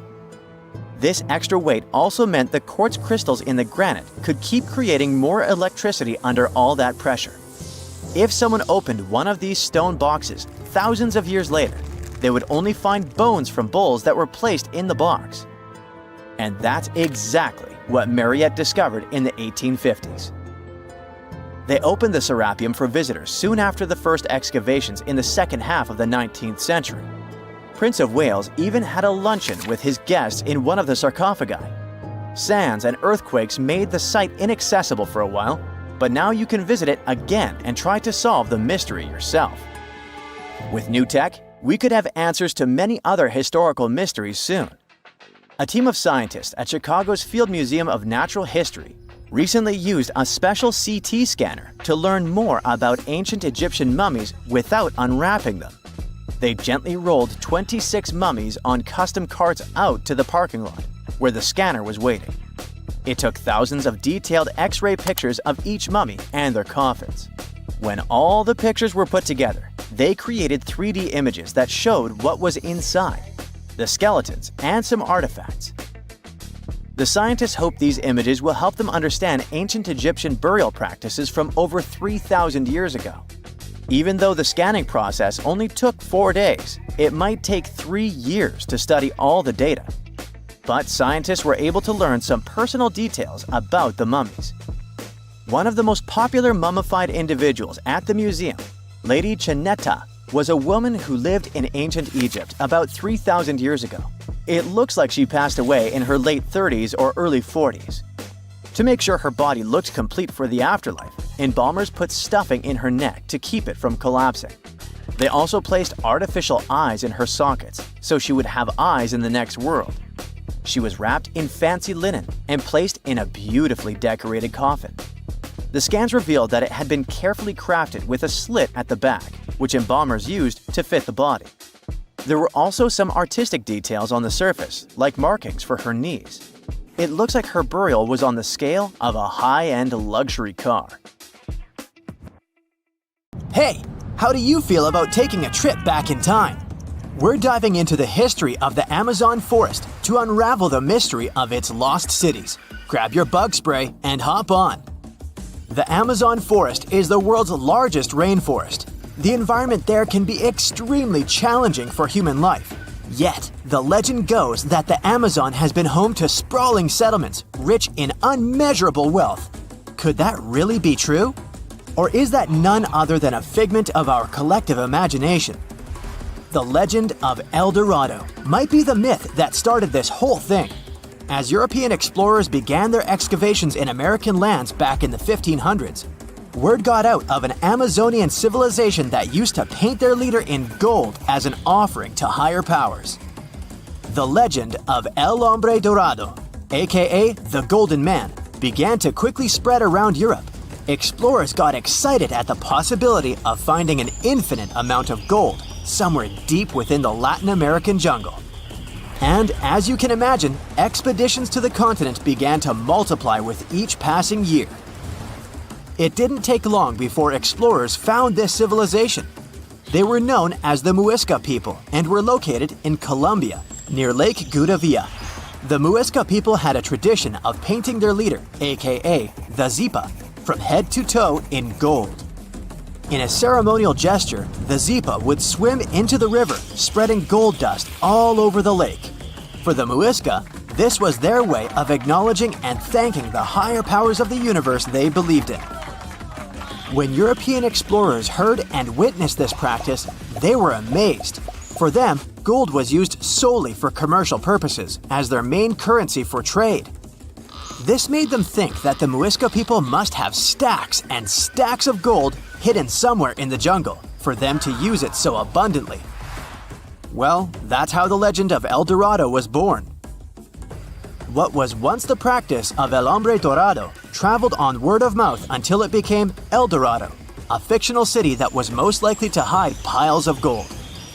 The hunt for this city led Europeans to spend large amounts of money to scour the Amazon forest. Unfortunately, all of their expeditions came back empty-handed. That is, if they ever came back at all. Now, jump to the beginning of the 1900s. In England, the Royal Geographic Society, a prestigious British institution, was looking for somebody willing to travel down to Latin America to trace the border between Brazil and Bolivia. More specifically, the part of the border that is nestled deep within the Amazon rainforest. One Sir Percy Fawcett was a Latin American aficionado, and he gladly volunteered to do the job. Oh, it's important to note that the Amazon forest is virtually the size of the continental USA. It sprawls across 8 countries, including Brazil, Peru, and Bolivia. And trust me, getting around is no easy feat. The jungle is covered in dense vegetation, and in addition to that, it's home to insane predators such as anaconda snakes, panthers, crocodiles, piranhas, and so on. But despite all that, Fawcett was very successful in his mapping adventure and seemed to be wanting to come back more. Back in England, Fawcett would scour diaries from other explorers hoping to learn more about the ancient Amazonian civilizations. He would read about the Incas and the Mayans and the great empires they built. He believed that if the Incas were capable of building empires that stretched over 2 million square miles, this could mean that other Amazonian civilizations could have thrived there too. During his research, Fawcett came across a report from a 16th century explorer. The report told of a city deep within the Amazon forest that held unimaginable quantities of minerals. A town that stretched for 15 miles without any space from a house to house. This report fueled Fawcett's imagination to a new extreme. From then on, he became obsessed with finding what he called the lost city of Z. Over years, Fawcett searched the Amazon forest, usually looking for stone ruins that could possibly indicate human settlements. On his later expeditions, he focused on exploring the state of Mato Grosso in central Brazil. He would travel from Europe and into the lower region of the Xingu River. The trip to the Xingu would take him around 14 days on foot. Then, he would set sail in small wooden boats accompanied by local indigenous leaders that knew the region better than anyone. How he communicated with the indigenous population is still a mystery, since they only spoke in local dialects. Some scientists believe that this could have been the real reason why he never found the city. They believed he wasn't able to communicate what exactly he was looking for. And this was not his greatest difficulty. As we've said before, Amazon is not a kind place for its visitors. In his diaries, Fawcett tells of encounters with a 60-foot-long anaconda, which he bravely survived. He writes of endless sleepless nights and waking up with his hands and feet swollen from mosquito bites. Some of his peers said he was invincible and tireless, but the day came during his 8th expedition when he didn't make it back home. Fawcett disappeared without leaving any trace behind. Some even suspect that he was close to reaching his lifelong goal. On the day of his disappearance, he sent an optimistic letter to his wife saying there was nothing to fear, and that he was setting out on a certain final search. Fawcett's failed attempt to find ruins seemed to support what had become a consensus among experts at the time, that this rainforest was too inhospitable to support large, complex societies, let alone cities. Experts were convinced that the Amazon's lost cities were nothing more than fiction. That is, until the 1960s, when modern research began to find evidence that suggested otherwise. Scientists discovered patches of extremely fertile soil. They called it Black Earth. And apparently, they found lots of it in the Amazon, especially alongside rivers. Further research even showed that such soil was created by human waste or the intentional burning of forests, which adds nutrients to the soil below, which could only mean bingo! The discovery of Black Earth was the evidence that large-scale agriculture was possible and probably did exist amidst the Amazon, confirming that settlements could have formed there after all. In the 1990s, along the Xingsu River in Brazil, a team of archaeologists from the University of Florida made a remarkable discovery. Working alongside local indigenous people, they found very long ditches. After mapping them, they realized that these ditches were a sign of a big settlement. They were remnants of carefully designed walls centered around a plaza. Some were roads that led to more settlements. In fact, just this part of the Amazon, about the size of New Jersey, was once a network of dozens of settlements that experts believe could have been home to at least 50,000 people between 1250 and 1650 CE. Other discoveries were possible thanks to LiDAR imaging, a type of technology that allows researchers to take satellite pictures of the forest's ground without having to step inside of it. A network of trenches in Acre, Brazil, dates back to 200 to 1200 CE. These suggest settlements that could have supported 60,000 people. Other images from near the Xingu River suggest cities that could have housed about 50 million people. These were the lost cities of the Amazon. Believe it or not, these images suggest that Fawcett was very close to a major discovery. He was looking for the ruins in the right place, but he was looking for the wrong thing. Unlike cities such as Cusco, which used stone as their primary material, Amazonian settlements used wood and earth to build their cities. These materials are highly deteriorating and probably decomposed over time. Finding them required a bit more technology than what Fawcett had available at his time. Ever wondered what Earth would look like if it was split evenly between land and water? I mean, like 50% land and 50% ocean. Like a cosmic pizza with just two toppings split equally. First things first, we all know that water is essential for life. That's why scientists search for water on other planets to find potential life. On our own planet, water covers about 71% of its surface, with most of it found in the oceans. What if we took away almost a quarter of that water and replaced it with land? If we did balance out the land-to-water ratio, we would see some pretty drastic changes. Due to the sea level drop, regions around the North and South Poles would dry up completely. Meanwhile, every continent on the planet would expand to reveal an enormous amount of new territory. This would be equivalent to the current surface areas of Asia, Europe, Africa, and North America combined. Imagine all those new vacation spots you could explore with all that land. This shift in the ratio of land and water wouldn't be all sunshine and rainbows, though. With much less water covering the surface, our ocean currents would get messed up, leading to a destabilized climate.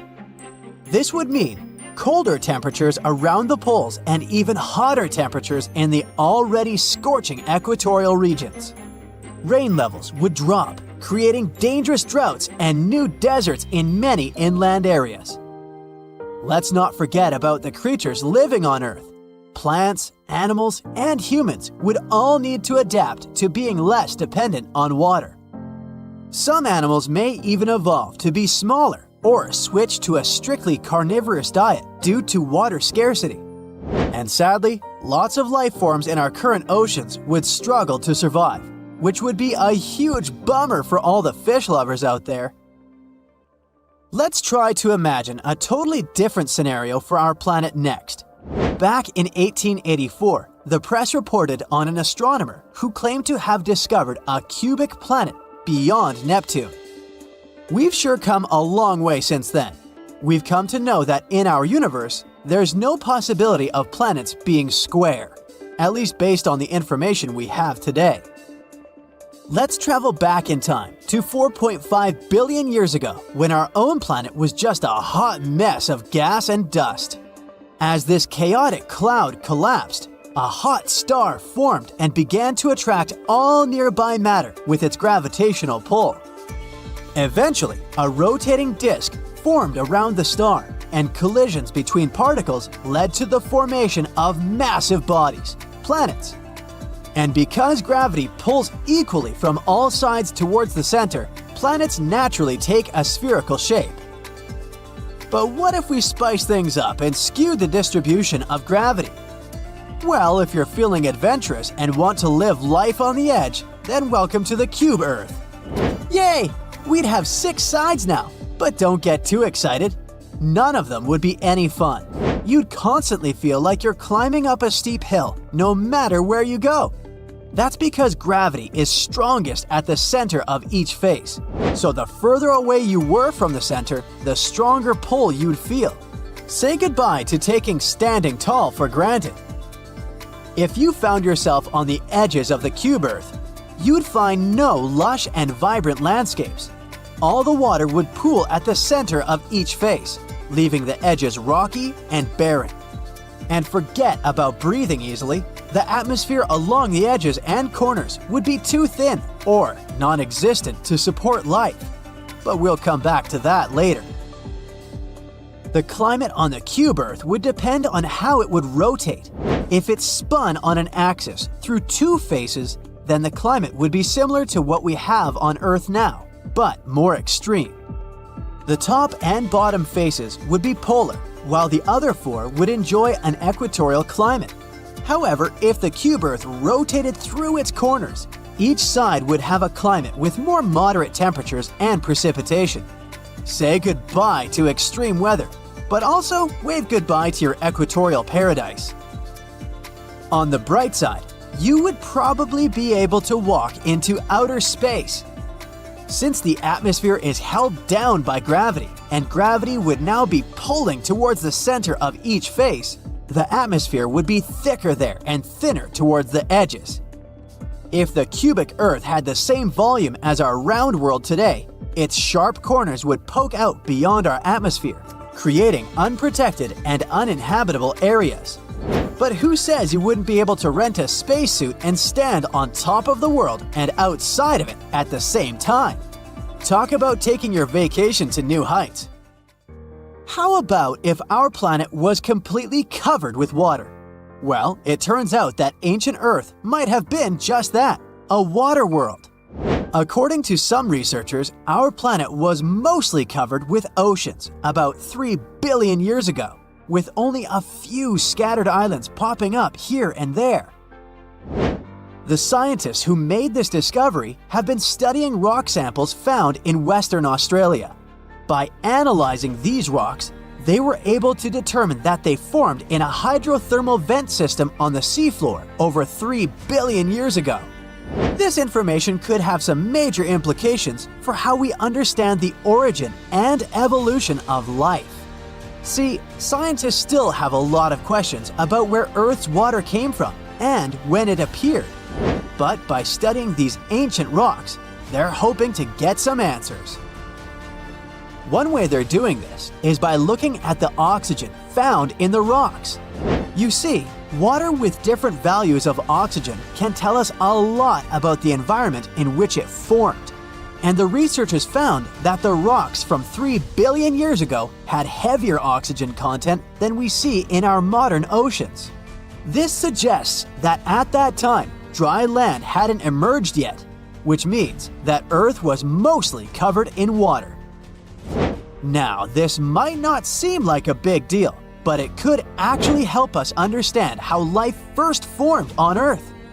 If our planet was completely covered with water when the first single-celled organism emerged, then they probably didn't form on land. And if that's the case, it could mean that other water-covered planets might be ideal places to search for life. Our planet may never be fully covered in water ever again, but we might end up losing some if not all, of our planet's hydration.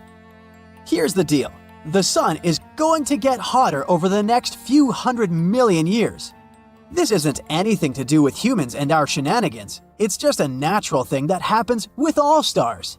The bad news is that the sun gets hotter, our planet is going to heat up too. And if things get really toasty, we're gonna start losing our oceans to evaporation. Sure, we've got plenty of time to hit the beach before that happens. Experts have been working hard on a super fancy computer model to predict exactly when all this is gonna go down. And according to them, we've got around 1 billion years until things get seriously steamy. You might be wondering how they came up with that number. It turns out that when the sun gets hotter, it makes the atmosphere warmer too.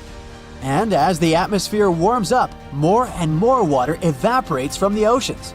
There's a catch though. Water vapor is actually a greenhouse gas, which means it traps heat and makes things even hotter down there on the surface. As we lose more and more water, we're going to end up in a loop where the planet just keeps getting hotter and hotter until there's no water left at all. But hey, it's not all about us. This research could actually help us find other planets with liquid water. By figuring out what kinds of conditions are needed to keep water on a planet, we might be able to identify some other hospitable worlds out there. And who knows, maybe in 1 billion years, we'll have colonized one of those planets. We all know some iconic symbols. The Statue of Liberty screams USA. The Eiffel Tower represents Paris. And this mask? Undoubtedly, it's Tutankhamun's, right? Sometimes it feels like historians have squeezed every last drop out of the King Tut story. But guess what? The most obvious details often slip right under our noses. Like the fact that this famous mask didn't actually belong to him, nor was it ever meant for him. Stick with me for the details. Can we get a close-up of that mask? Thanks. See those holes? Yep, they're for earrings. And no, it's not that they had anything against jewelry, but back in ancient Egypt, earrings were typically worn by high-status women or kids. Now, if you know your history, you might say, but Tut was a boy king, wasn't he? You're spot on. He began his reign at just 9 years old. Sadly, that didn't last long as he passed away at a very young age. So when he was 9, he might have worn earrings, but he probably took them off when he hit that no earrings age. Sounds reasonable, right? Actually, not quite. That would have been pretty strange since nobody expected him to pass away young. Certainly not at 9. So no one was preparing a kid's mask for a burial. It's this untimely demise that suggests that the mask used was simply the best option available when Tut passed away. There are more clues pointing to the idea that the mask was found in a hurry. Let's think about this. Even though Tut was mummified and his body could wait a bit, his loved ones wanted him to reach the afterlife ASAP. Some experts even believe the paint in the tomb was still wet when it was sealed. But look at his mask. It's a masterpiece. There's no way it was made in a rush. It's way more elaborate than other simpler cartonnage pieces. The renowned mask of King Tut stands 21 inches tall, adorned with precious stones, and features a golden beard that weighs 5.5 pounds, making the entire mask 22.5 pounds. Okay, I'm a bit confused here. So it seems like it was probably a kid's mask, but it had a beard? I've never seen a 9-year-old with a goatee, and I'm guessing you haven't either. Just think about it. A grown man's face compared to a kid's face. Fun fact for you, our faces pretty much stopped growing at the age of 16, so by 19, Tut would have definitely had the face of an adult man. Can you imagine trying to fit a relatively small kid's mask on a grown man? That would have been super embarrassing, and no one would have let that happen. Right, let's dismiss the kids' theory. Now, the second option, if you remember, is that the mask could have originally belonged to a woman. This is where the beard theory comes into play. Some researchers believe the beard might have been added later on. Here's another twist. What if the mask was actually made for Nefertiti herself, who ended up maskless? In this case, there are two discoveries. Two birds with one stone. For now, it sounds like a conspiracy theory, I know. But let's give it a shot and delve deeper into the details. So, Tut passed away in around 1323 BCE, probably due to malaria. He had other health issues too, like when he broke his leg, and records suggest he wasn't in the best shape. As for Nefertiti, we have no solid data about her demise. Plus, nobody knows exactly when or where she was buried. The supposed year when she passed away is around 1330 BCE, but she could have lived longer, and the mask was intended and prepared for her. Or maybe they just took her mask right from the burial chamber. After all, they were family. Well, sort of. She was said to be his stepmom, having been married to Akhenaten, who was likely Tut's father. But this is not 100% accurate. Some scientists doubt it. Ah, these ancient Egyptian families. It's hard to keep track of who's who. I know, you're not yet convinced that Tut wore a lady's mask. Let me share one more theory with you.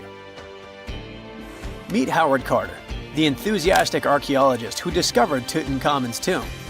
It was located in the Valley of Kings outside Luxor, and, to everyone's surprise, was nearly intact. When he entered, he noticed something odd. This didn't feel like a pharaoh's burial chamber. It was classy and all, but it had a vibe that suggested it was made for a woman. Typically, Egyptian pharaohs had larger tombs that suited them better, and even more strangely, it was oriented to the right of the entrance. This didn't add up. That orientation was typical for female chambers, which Egyptian queens used. Another red flag was that the chamber appeared to have been built in stages, and all the artifacts, around 2,000 of them, seemed hastily placed there. Even more curious, they looked like they were meant for other royals.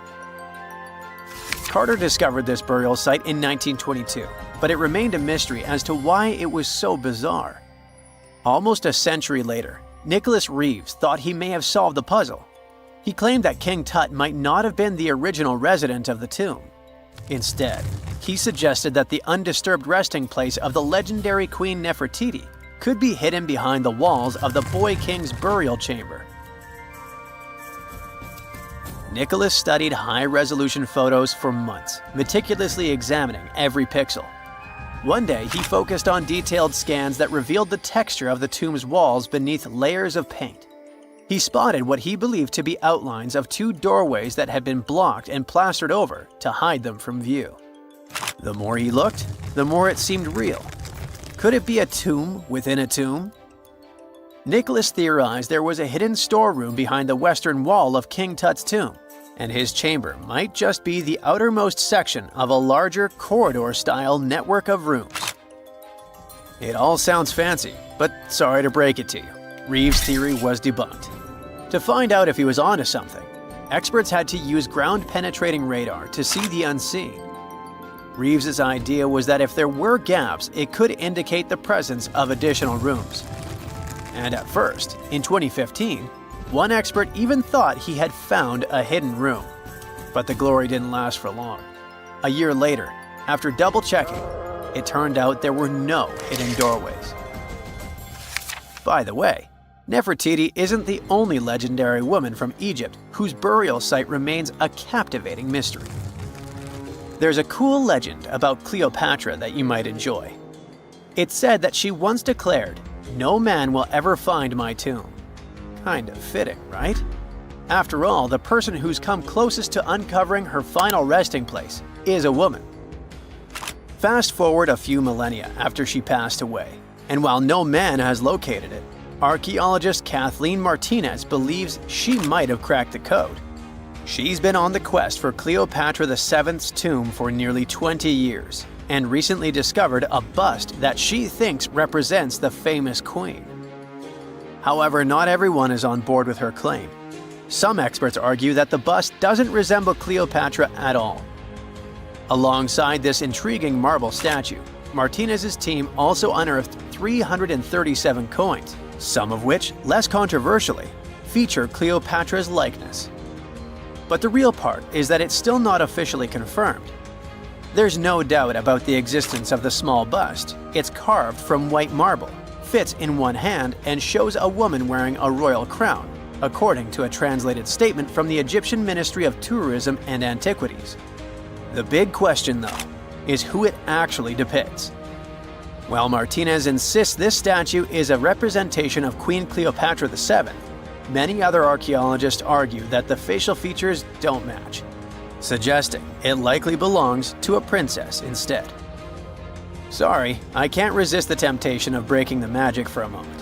Some folks believe that the whole idea of "no man will find my tomb" is misunderstood.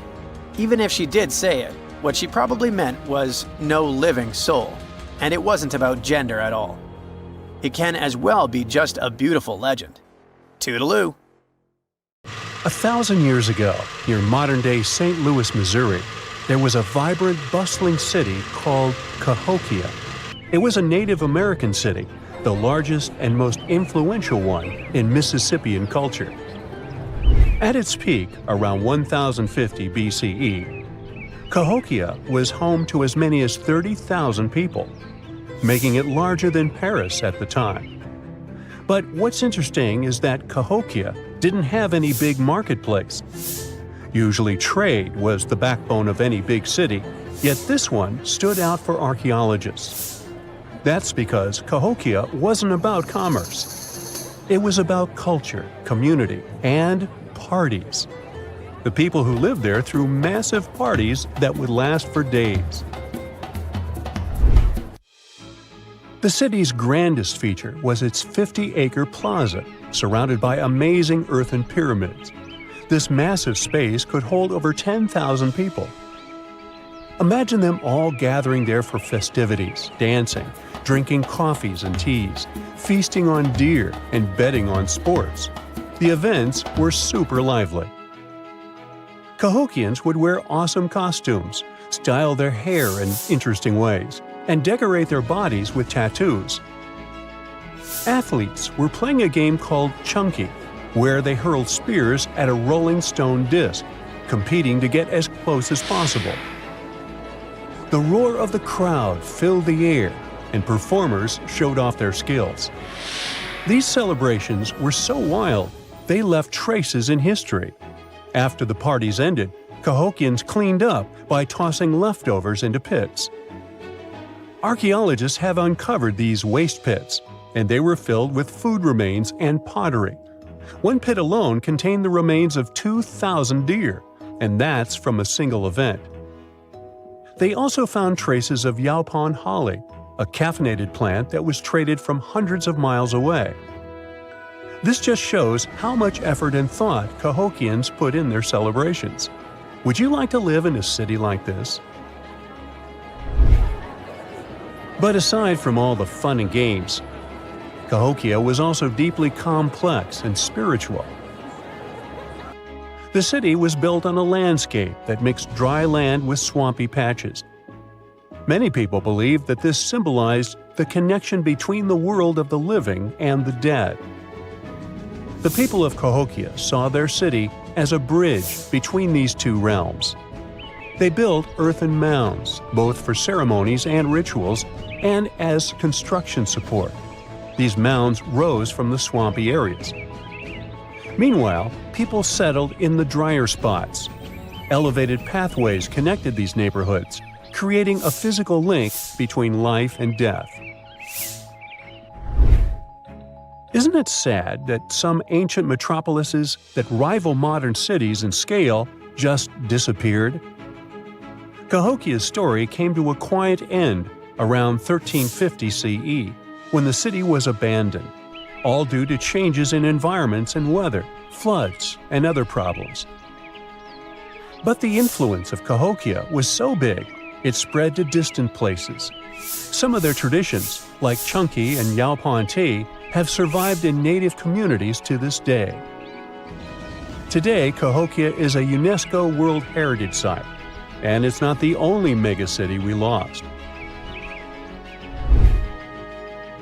About 5,000 years ago, people in the Indus Valley built some of the world's first cities. Mohenjo-Daro was an ancient city in what is now Pakistan. The city was built around 2500 BCE, and back then, it was a thriving hub of the Indus civilization. Sure, it was much smaller than modern cities, but it was quite huge at the time, around 40,000 inhabitants. It looks like the locals were crazily strict and disciplined people. The city's planning and organization were incredible. It was laid out in a grid pattern. Streets and important buildings aligned along the north-south axis, probably to match the movement of the sun and moon. They also built one of the most advanced systems for water and waste management of their time. The city had about 700 wells. Nearly every house had its own. Most homes also had private bathrooms with drainages and even underground sewers. This shows how skilled these people were at staying clean. And with all this discipline, it looks like there were no kings, queens, or even a central government. They could still have some authority, like local elites or elected officials, just not a classic strict monarchy or religion. Instead, people there cared about simplicity and order. They basically managed themselves, having standardized ways of doing things, from the way tools and potteries were made to how they traded. Which is why, unlike many other cities, Mohenjo-Daro didn't have grand palaces, temples, or monuments. Instead, they had public areas known as citadels. People gathered at citadels for rituals, meetings, and storage of grain. And it seems like this way of life worked perfectly. Scientists found some seals and weights, which means the economy was well regulated. Archaeologists found some intricate artifacts like ivory, lapis lazuli, carnelian beads, and gold jewelry. Another famous find is the small bronze statue known as the Dancing Girl, which was discovered in 1926. Mohenjo-Daro wasn't poor at all. And they also pulled off some awesome buildings. Staying clean was clearly way more important to them than displays of wealth or power. So they created the Great Bath, one of the most famous structures in the city. It's a large, watertight pool built with baked bricks, perched on a mound of earth, being almost a religious place, the closest thing they had to a temple. Meanwhile, the city itself was built on a series of mounds. They grew taller over the centuries as people added new houses and structures. Why did the city fail? No one really knows. There's something mysterious about the sculptures archaeologists found. Many of them seemed intentionally broken. This means the city's later inhabitants, maybe invaders or something, destroyed them for some reason. Some scientists think that the Indus River may have shifted course, disrupting agriculture and trade. But there's no evidence of a flood or any big event like this. It just seems like, over time, the entire Indus civilization just gradually faded away. By 1900 BCE, the culture had shifted and didn't leave much behind. Let me tell you now about the ancient city of Kos, which is located where the modern town of Kos now stands in Greece. Imagine arriving by sea, and the first thing that hits you is the sheer grandeur of its agora, this massive public square built with stones in different colors, laid out on terraces that rise above you. It was one of the biggest in the ancient world, and it made a great impression on anyone approaching the city. This place has a rich history dating back to around 2300 to 2200 BCE. A long time ago, local folk gathered up from different parts of the island to form a new city in the northeast. People have lived there since the Bronze Age, and over time, it became a super important center of culture and trade. And no wonder, since it's right near a natural harbor. The harbor was sheltered by two breakwaters, and people built some of the most important religious sites there, including the sanctuaries of Aphrodite and Hercules. Kos wasn't just beautiful, though. It had some brilliant design. The whole city was laid out in a neat grid, with streets crossing each other at perfect right angles, literally looking almost like a modern city. Thanks to this, moving around was super easy. and the blocks, or insulae, were big enough to fit several large houses. Kos remained largely unchanged until the 6th century CE.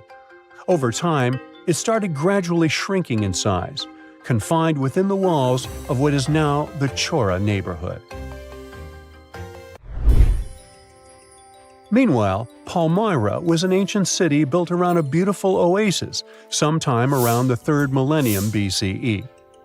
Originally known as Tadmor, this city flourished as a major stop on the Silk Road, linking the Near East with Asia. It was a thriving center of trade and culture. They had a marketplace, assembly buildings, grand gates. In other words, this place was bustling with life. The city has been through many hands throughout its history, from the Byzantine to Arab caliphates, which is probably why it had some awesome architecture.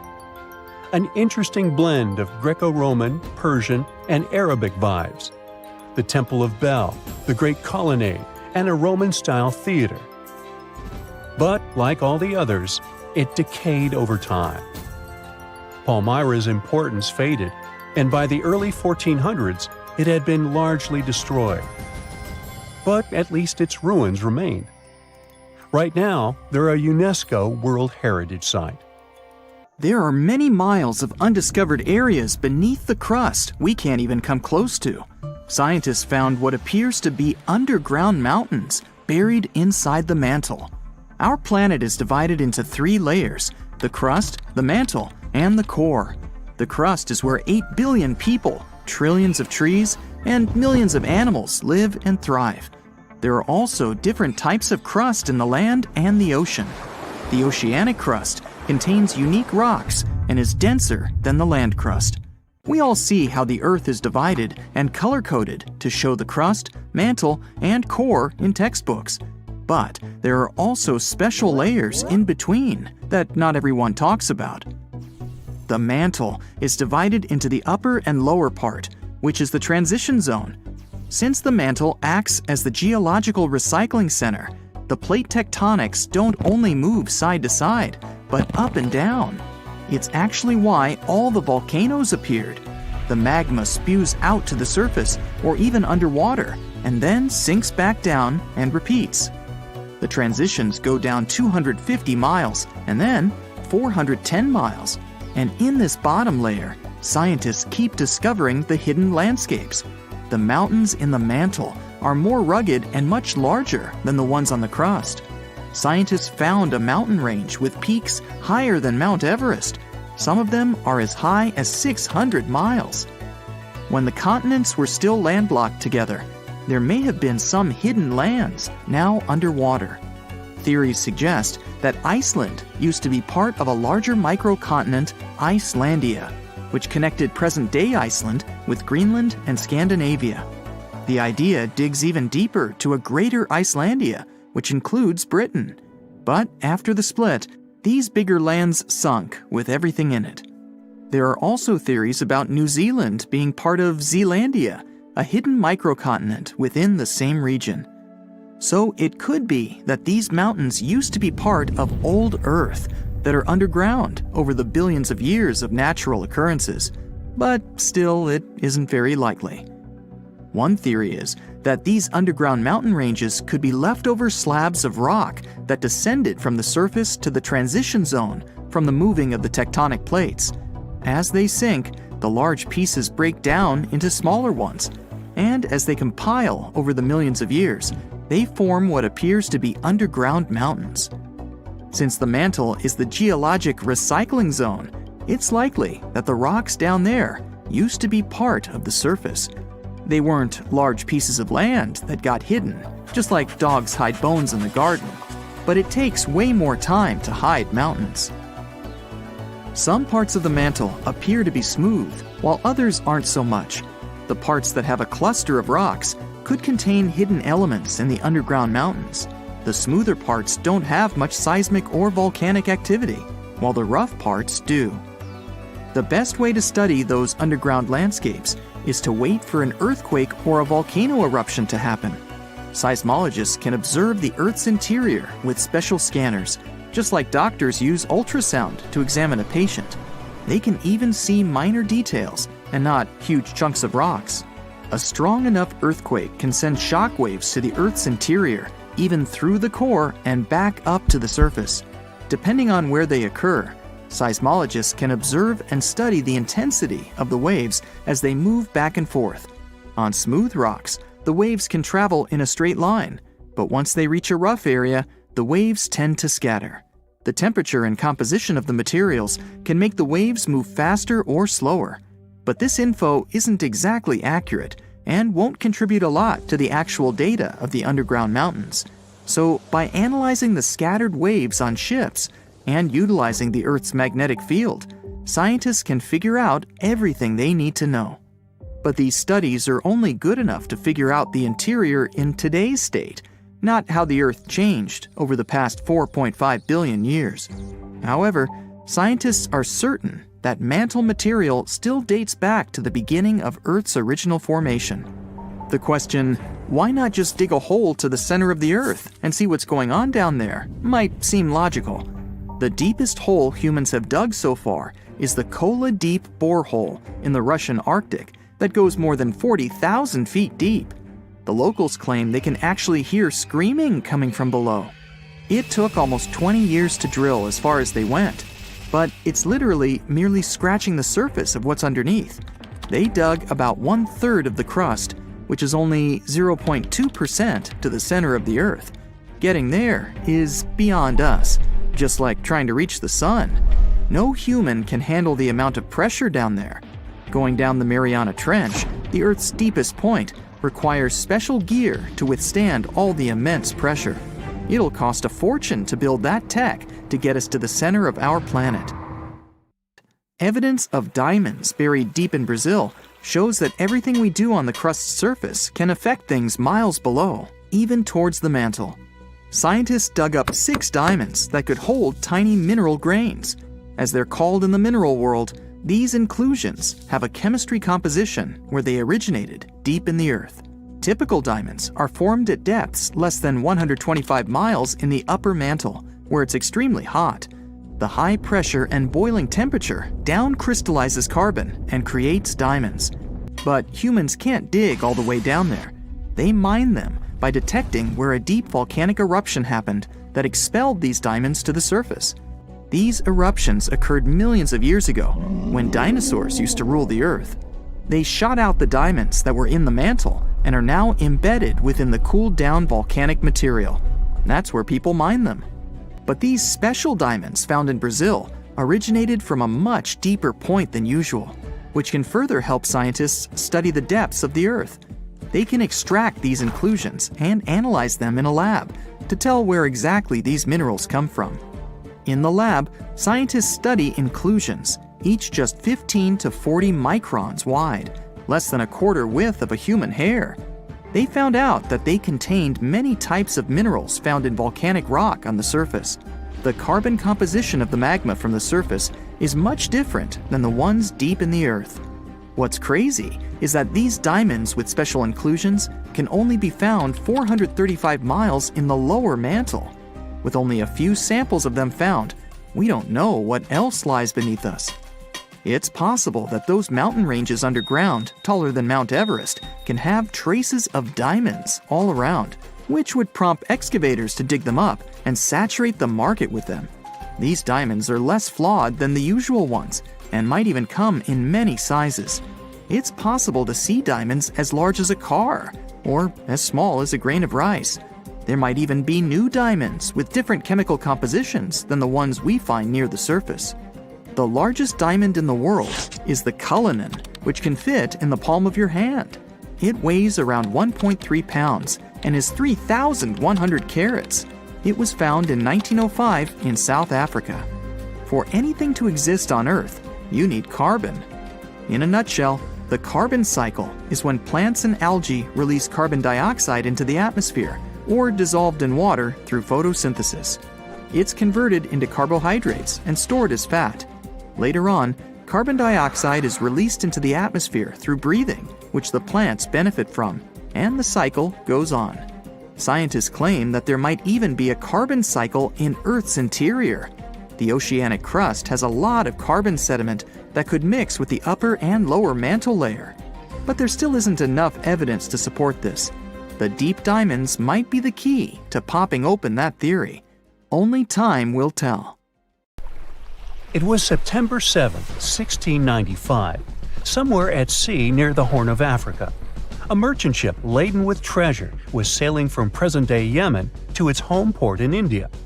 Its escort had previously been captured by pirates, and now it was their turn, as they spotted a frigate approaching them fast. From its mast pole, a red flag with a Jolly Roger on it fluttered in the wind. Once the battle was over, a British pirate named Henry Avery sailed away with one of the biggest catches ever. It all happened during the golden age of piracy, from 1690 to 1730. At that time, all ships sailing across the Atlantic Ocean feared the European pirates, and you could hear "Arr, matey" in taverns on several continents. From the coast of North America all the way to South America, they would engage merchant vessels and steal their cargo. The Caribbean was a real hotspot for piracy. Do the names Blackbeard and Captain Kidd sound familiar to you? Or is it just me who read too many pirate stories? Anyway, as the 17th century drew to a close, the thirst for wealth made some pirates sail down the eastern coast of Africa and into the Indian Ocean. This is how Avery ended up so far in the east, but he was not the only European to sail in that direction. At the time, the Indian Ocean was teeming with merchant ships, as convoys transported luxury goods or pilgrims from Mecca in the Arabian Peninsula to the Mughal Empire in what is today India. The rich cargo included silk, spices, incense, and perfumes. In addition to these goods, the East India Company transported everything from cash to jewels on behalf of several European empires, such as England, Netherlands, and France. Sounds pretty much like any pirate's dream, doesn't it? The most attractive targets were ships that belonged to the Mughal emperor, whose impressive realm covered nearly the entire Indian subcontinent. Back in the Caribbean, cloth, timber, and spirits were the most common types of cargo. It didn't seem good enough to the most ambitious pirates. They set their minds on more luxurious catch: gold, gems, and silver they could get in the Indian Ocean. Adam Baldridge, who was a wanted man in British-ruled Jamaica because he took a man's life, was among the first to arrive. Through not-so-honest means, in 1691, he managed to establish a safe haven for pirates on St. Mary's Island, near the remote northern coast of Madagascar, 250 miles off the African mainland. The place sat close to major shipping routes between Europe and Asia. Talk about an ideal location. The pirates made sure to fortify the island. As you can guess, they didn't like unexpected guests and enjoyed staying there, having fun in safety. A Frenchman, Olivier Levasseur, and his English colleague, John Taylor, were among the most successful of those islanders. In 1721, they easily captured a Portuguese treasure ship. It didn't go so smoothly, though. A serious storm damaged the ship, so they had to dock at the island of Reunion for repairs. There were important individuals aboard, such as the Viceroy of Portuguese India and the Bishop of Goa. But the loot was the pirate duo's biggest feat. Cash, diamonds, and porcelain worth hundreds of millions of US dollars in today's money. The catch was so enormous that the pirates didn't even bother to rob the rich passengers. But even this heist couldn't overshadow what Henry Avery had achieved 26 years earlier. We don't know a lot about the life of this Englishman, except that he was born in Plymouth and that he served in the Merchant Marine. In 1694, Avery became the first mate aboard Charles II, a privateering ship hired by the Spanish crown. Such ships were privately owned and engaged by nations during major conflicts with other nations. Avery's ship had an important mission of tracking French smugglers in the Caribbean, but soon the tables would turn. Avery was good with words and led a successful mutiny in 1694. After he left the unfortunate captain ashore and renamed the ship Fancy, the new captain set sail for Madagascar. There, news reached Avery that a large fleet of 25 ships was soon to leave for its home in India. Apart from pilgrims, the fleet included several treasure ships owned by the Grand Mughal of India himself. Ivory didn't waste time and assembled an armada of 6 ships to go after the Mughal convoy. As soon as they spotted the fleet, the pirates started a chase. They managed to board an escort vessel, stealing gold and silver worth more than $17 million in today's money. And if that wasn't enough, Ivory and his men went after the flagship named Ganjai Savai. It was the biggest ship in all of India at the time that could protect itself better than the whole fleet combined. The pirates got lucky, as one of their volleys cut the main mast of the Indian ship in half, and there was more serious damage to it. Ivory brought his ship alongside the crippled Mughal ship, and his men boarded the vessel. Indian sailors showed some impressive resistance, even though their captain had abandoned them. Ivory's men won in the end, and they got one of the richest pirate catches ever. They filled their chests with hundreds of thousands of pounds in jewels, gold, and silver. After it, the pirates set course for the Bahamas and used their enormous wealth to convince the local ruler to let them come ashore. Their most prized possession, their ship, the Fancy, was included in that deal. Once the news of the heist reached the Emperor of India, a huge diplomatic scandal broke out. The Grand Mogul was enraged and accused the East India Company of plotting against him, arresting several of their high-ranking officials. The company feared that the Indian leader would cancel their valuable trade agreements, so they decided to do something nice for him and bring to justice the pirates responsible for the theft. Together with British ships equipped for search at sea, they launched one of the first truly international pursuit of Ivory and his shipmates, promising a reward to whoever captured him. The pursuit was only partially successful, as they only managed to catch and trial several pirates. Most of them scattered across Europe and the Americas, keeping their share of the wealth. Ivory earned himself the nickname the King of Pirates because of his adventure in the Indian Ocean. Historians believe he escaped to Ireland with his share of the loot using a false name, George Washington. No, I made that up. Piracy was a risky trade, and not all European fortune seekers were successful in the East. Take Dutch pirate Dirk Schijvers, who entrapped 4 ships in the Indian port of Calicut. He demanded money from the local Indian authorities and the East India Company, but they offered him only half of the requested sum.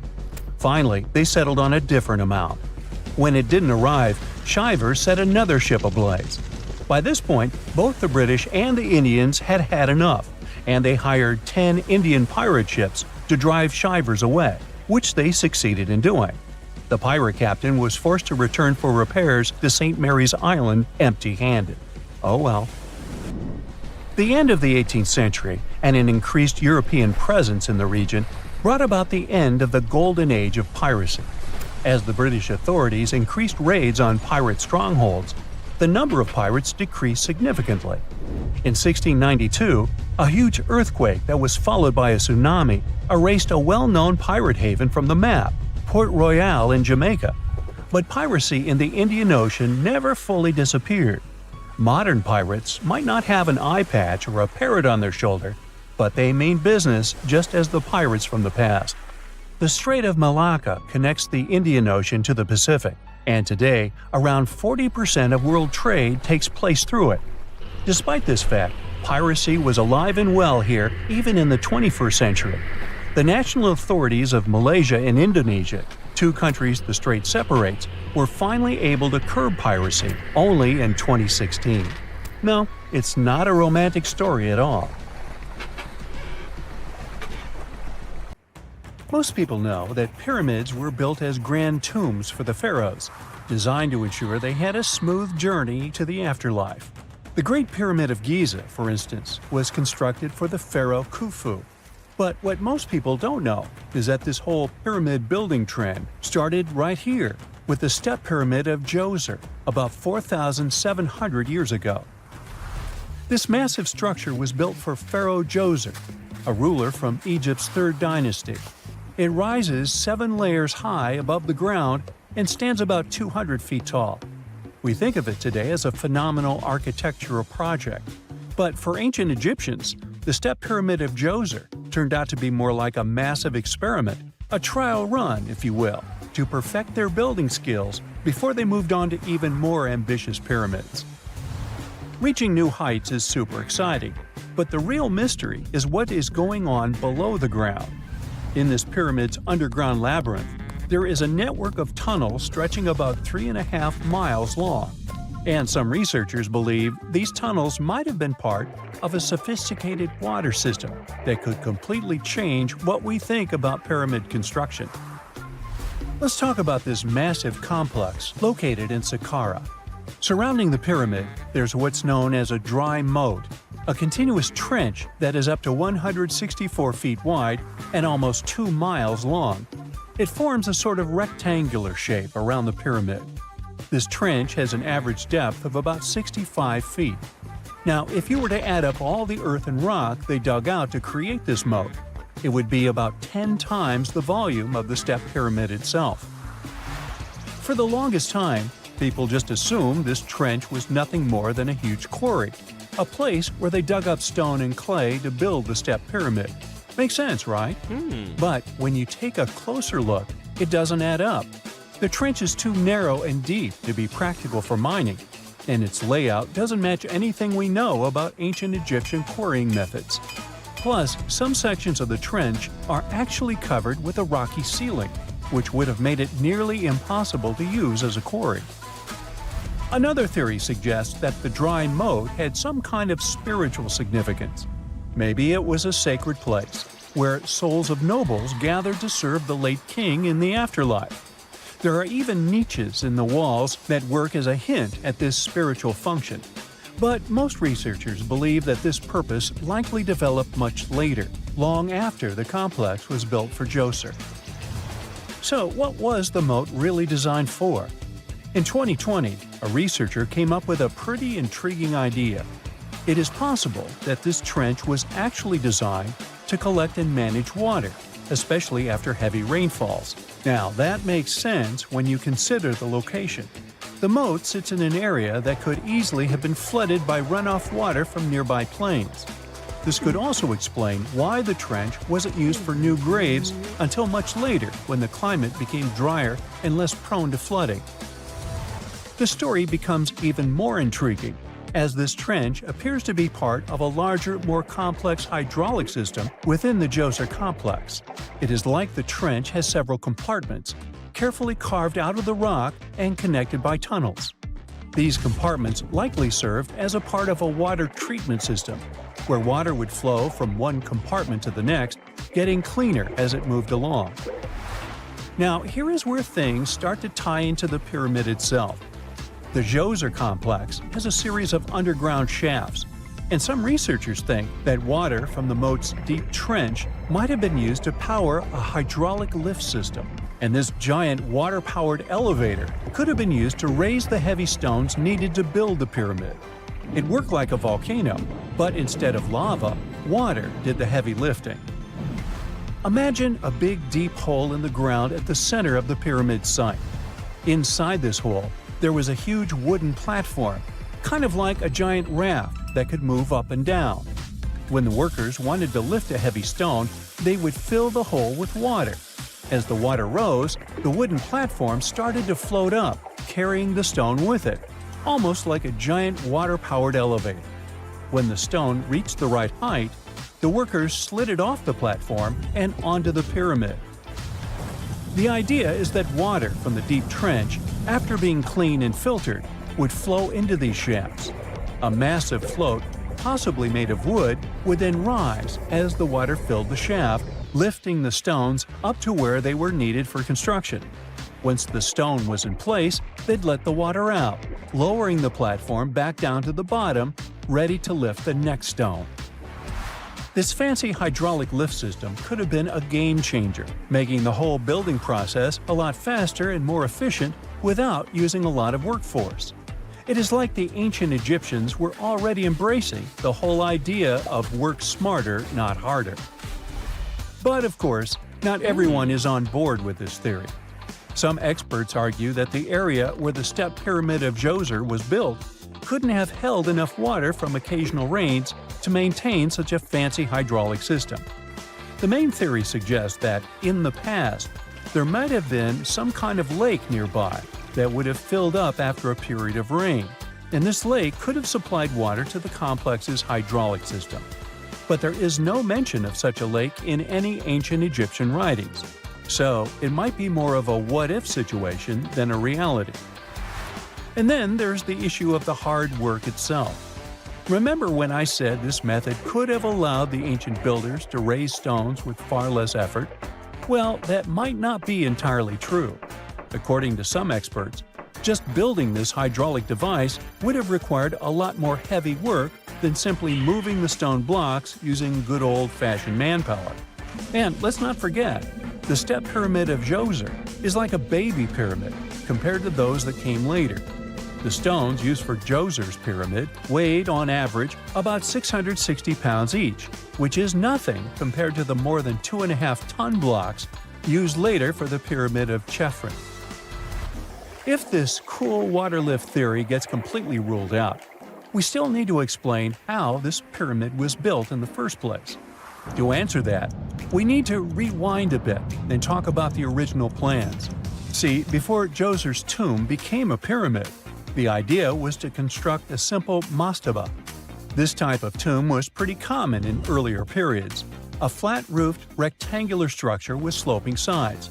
But after the original mastaba was finished, they decided to expand it a bit by adding more layers on top. And then they added even more layers, until the construction reached 6 distinctive steps, each one smaller than the previous. And they probably did all this by raising those heavy stones using ramps, not a water-powered elevator. There is still so much we don't know about the step pyramid of Djoser. More research is definitely needed to fully understand how this system worked, or if it even existed at all.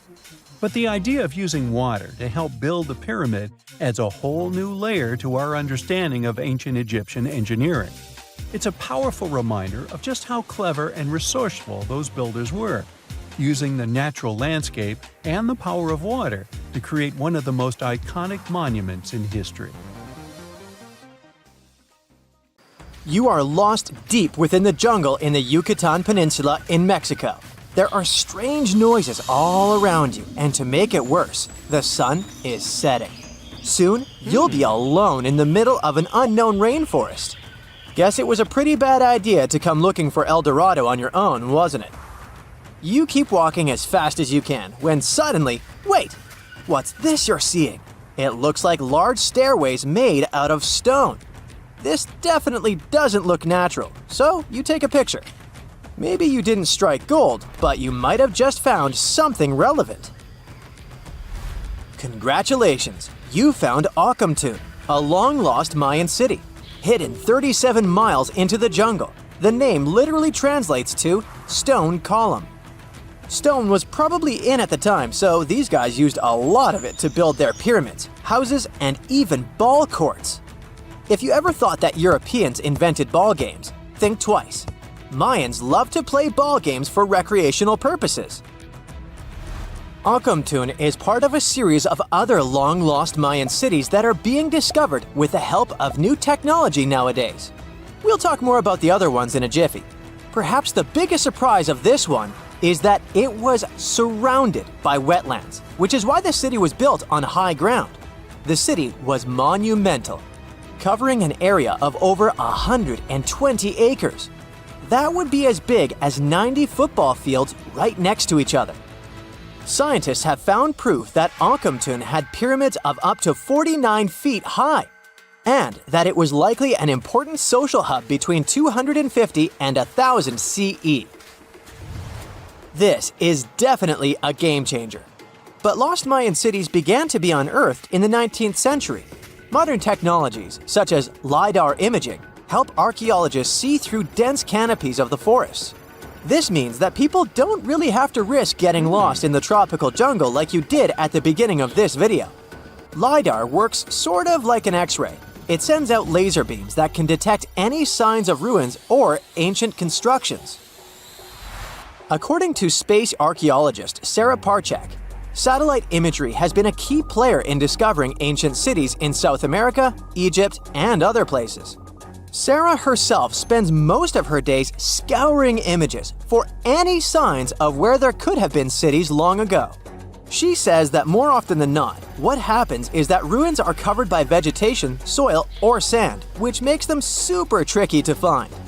But thanks to these awesome tools, scientists also made the huge discovery of ancient Mayan causeways, which spread throughout old Mayan territories. I mean, take a look at these roadways. You'd expect to see ruins like this in places such as Portugal, England, or the United States. I'm talking about 130 feet wide roads painted white to help travelers journey through the nighttime.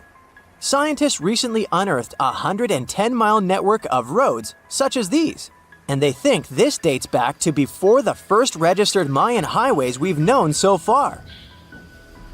These roadways, which sometimes ran over the swampy ground and were even elevated at times, are being called the world's first superhighways. Even if there is no registry of animal-powered vehicles, it's believed that the Maya used them to travel around a network of possible 964 settlements. They were built like a huge spiderweb, and from what archaeologists have gathered, this huge system of roads worked to connect a big system of economic and social interactions between Mayan cities.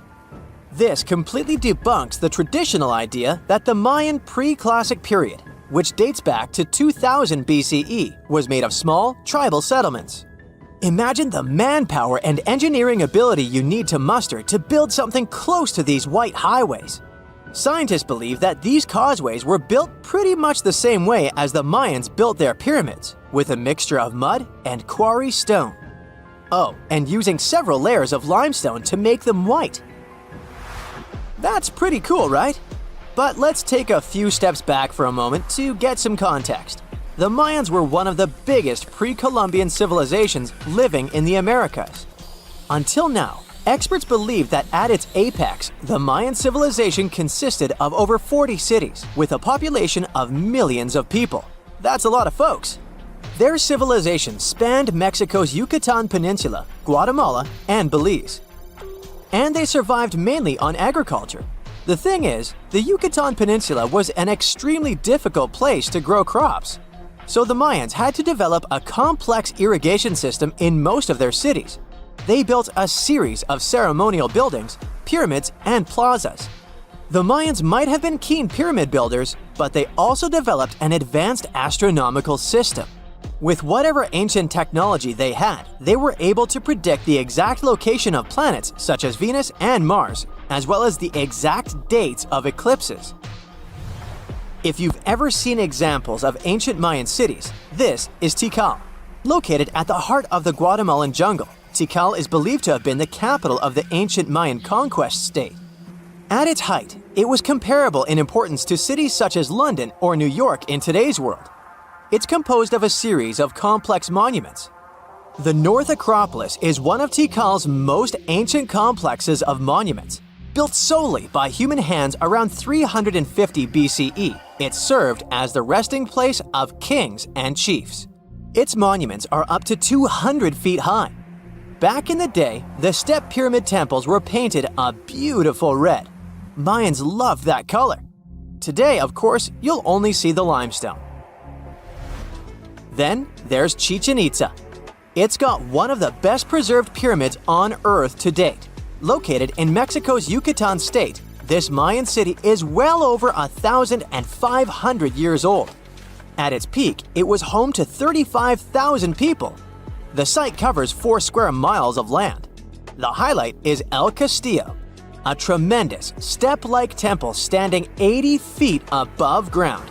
Its most peculiar feature is that it has 91 steps up each of its 4 sides, including the upper platform, which makes for 365 steps, the same number of days as the solar year. You can see that these folks were a pretty big deal, huh? That's why nobody can really understand what happened to them. There's a big lack of evidence on the decline of this almighty empire. What could have been the cause of their demise? Was it a drought? New research in 2017 did bring some new discoveries into the mix. Using data from a site at Cambay, located at southwest of Tikal, Scientists analyzed radiocarbon data from ceramics and archaeological excavations to extract new information about the unexpected demise of this great civilization. The information shows that instead of a sudden collapse, the Mayans most likely fell in waves of social instability and political crises.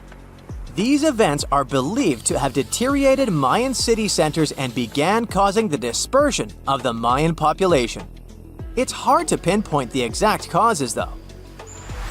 But hey, recent discoveries are shedding a big light on humanity's past. Not only about the Mayan Empire, but about other long-lost civilizations of South America. A major recent discovery in Brazil was done using satellite imaging technology and is also shocking scientists. Some images from near the Xingu River, also in the Amazon, suggest that cities of millions of people might have existed inside the jungle, way before our modern civilization ever existed. I mean, if this doesn't shock you, I don't know what will.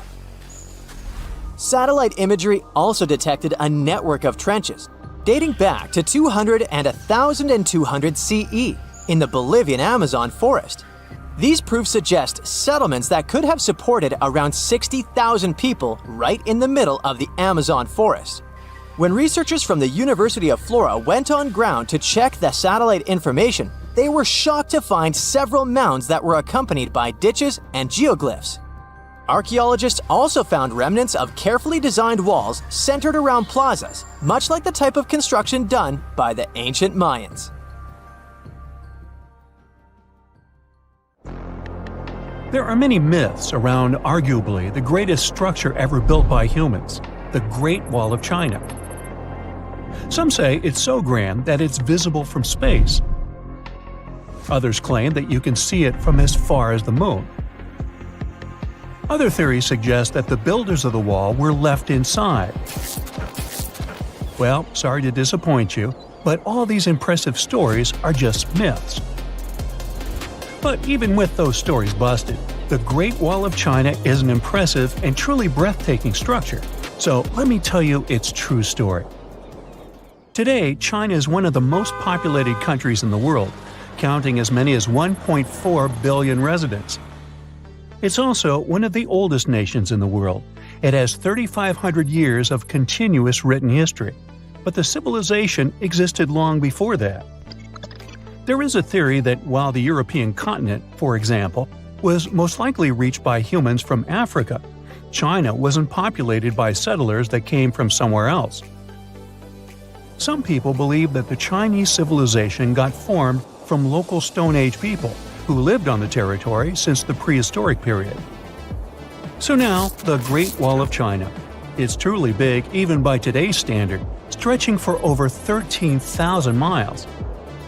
To imagine it better, it's almost 5 times the distance between New York and Los Angeles. Or even a bit greater than the distance between the North and South Poles. Even in modern times, people have never built anything close to this big. Of course, it didn't take a day to build the Great Wall of China. 2, keep going. In fact, the wall was being built for centuries. Maybe you know that ancient cities had walls around them to protect themselves from invaders. Yes, Chinese cities had them too. The first Chinese emperor united the country in 220 BCE and got a brilliant but very ambitious idea to turn all city walls into one big wall that would defend the country's border against attacks from the north. A trusted general directed the construction, enrolling a big group of workers, soldiers, commoners, and convicts. Back then, the wall was built of rammed earth and wood. In some places that were strategically important, the sections of the wall overlapped to provide maximum security. The walls were around 26 feet high on average. But the Great Wall didn't yet look like the construction we know today. Every next emperor would pick up the big wall project, strengthening and extending it, repairing, but also modernizing construction techniques. Some used bricks to build it, others moved on to granite and marble blocks. Watchtowers and platforms weren't there from the beginning as well. They were added by Ming emperors. The watchtowers made it possible to communicate with other parts of the wall through smoke and fire messages. So the wall is quite inconsistent in terms of material, but it only adds more charm to the construction and shows how much effort and time it took. The reasons why some parts of the wall have been standing for centuries and are still in good condition is glutinous rice flour. Turns out, this sticky rice mortar is almost like cement. It's very strong and waterproof, sealing the bricks so tightly together that even sneaky weeds can't grow between them. You may also notice that some bricks have writings carved on them. They were left by the workers who were building the wall. The purpose of those writings is quality assurance. They contain such information as location, quantity, and responsible officials. So, in the case of some problems with the quality of materials or constructions, it would be known who should be held accountable for it. Recently, a research group has looked through official historical documents of the Ming Dynasty that ruled China from the 14th to the 17th centuries. They came across records of secret doors in the Great Wall, so they decided to find them. They used a flying robot to capture continuous centimeter resolution photos of the wall. They photographed 90% of the wall that was built during the Ming Dynasty and discovered the remains of over 220 secret doors along the wall. Some of them have a specific width and height that allows only one person to go through. Others are large enough to allow 2 horses to pass at the same time. Why are the doors there? Well, the Great Wall's main goal was to protect the country from the enemy. Building doors that could let the enemy in would undermine the whole point of having a wall. So, of course, the doors were secret passages. They perfectly matched the surroundings topographically, and the exit on the outside was camouflaged with bricks so that it was almost completely indistinguishable from the brick wall. The wall was never just a defensive wall, and it was never completely closed. It could be opened on demand. It was also a structure used for trade and commerce, communication between inside and outside the wall, and of course, for defense and spying. Some doors were used for trade with the other side. Through smaller doors, a person would sneak out to spy on the enemy that lived on the other side. The hidden gates were also useful for a sudden attack. As you remember, some gates were camouflaged with brick on the outside. The exit was so indistinguishable that the enemy had no idea exactly where it was located. The inside entrance for Chinese soldiers was hollow, so they could walk through the wall and break the camouflaged exit gate from the inside, starting their surprise attack.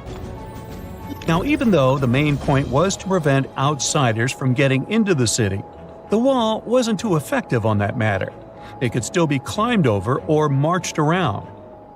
So the wall was being watched at all times, and the guards gave signals to the troops if they saw the enemy approach. Also, the wall provided more time to mobilize and bulk up the country's forces or lure the enemy troops into a difficult strategic position. The construction stopped at the end of the 19th century.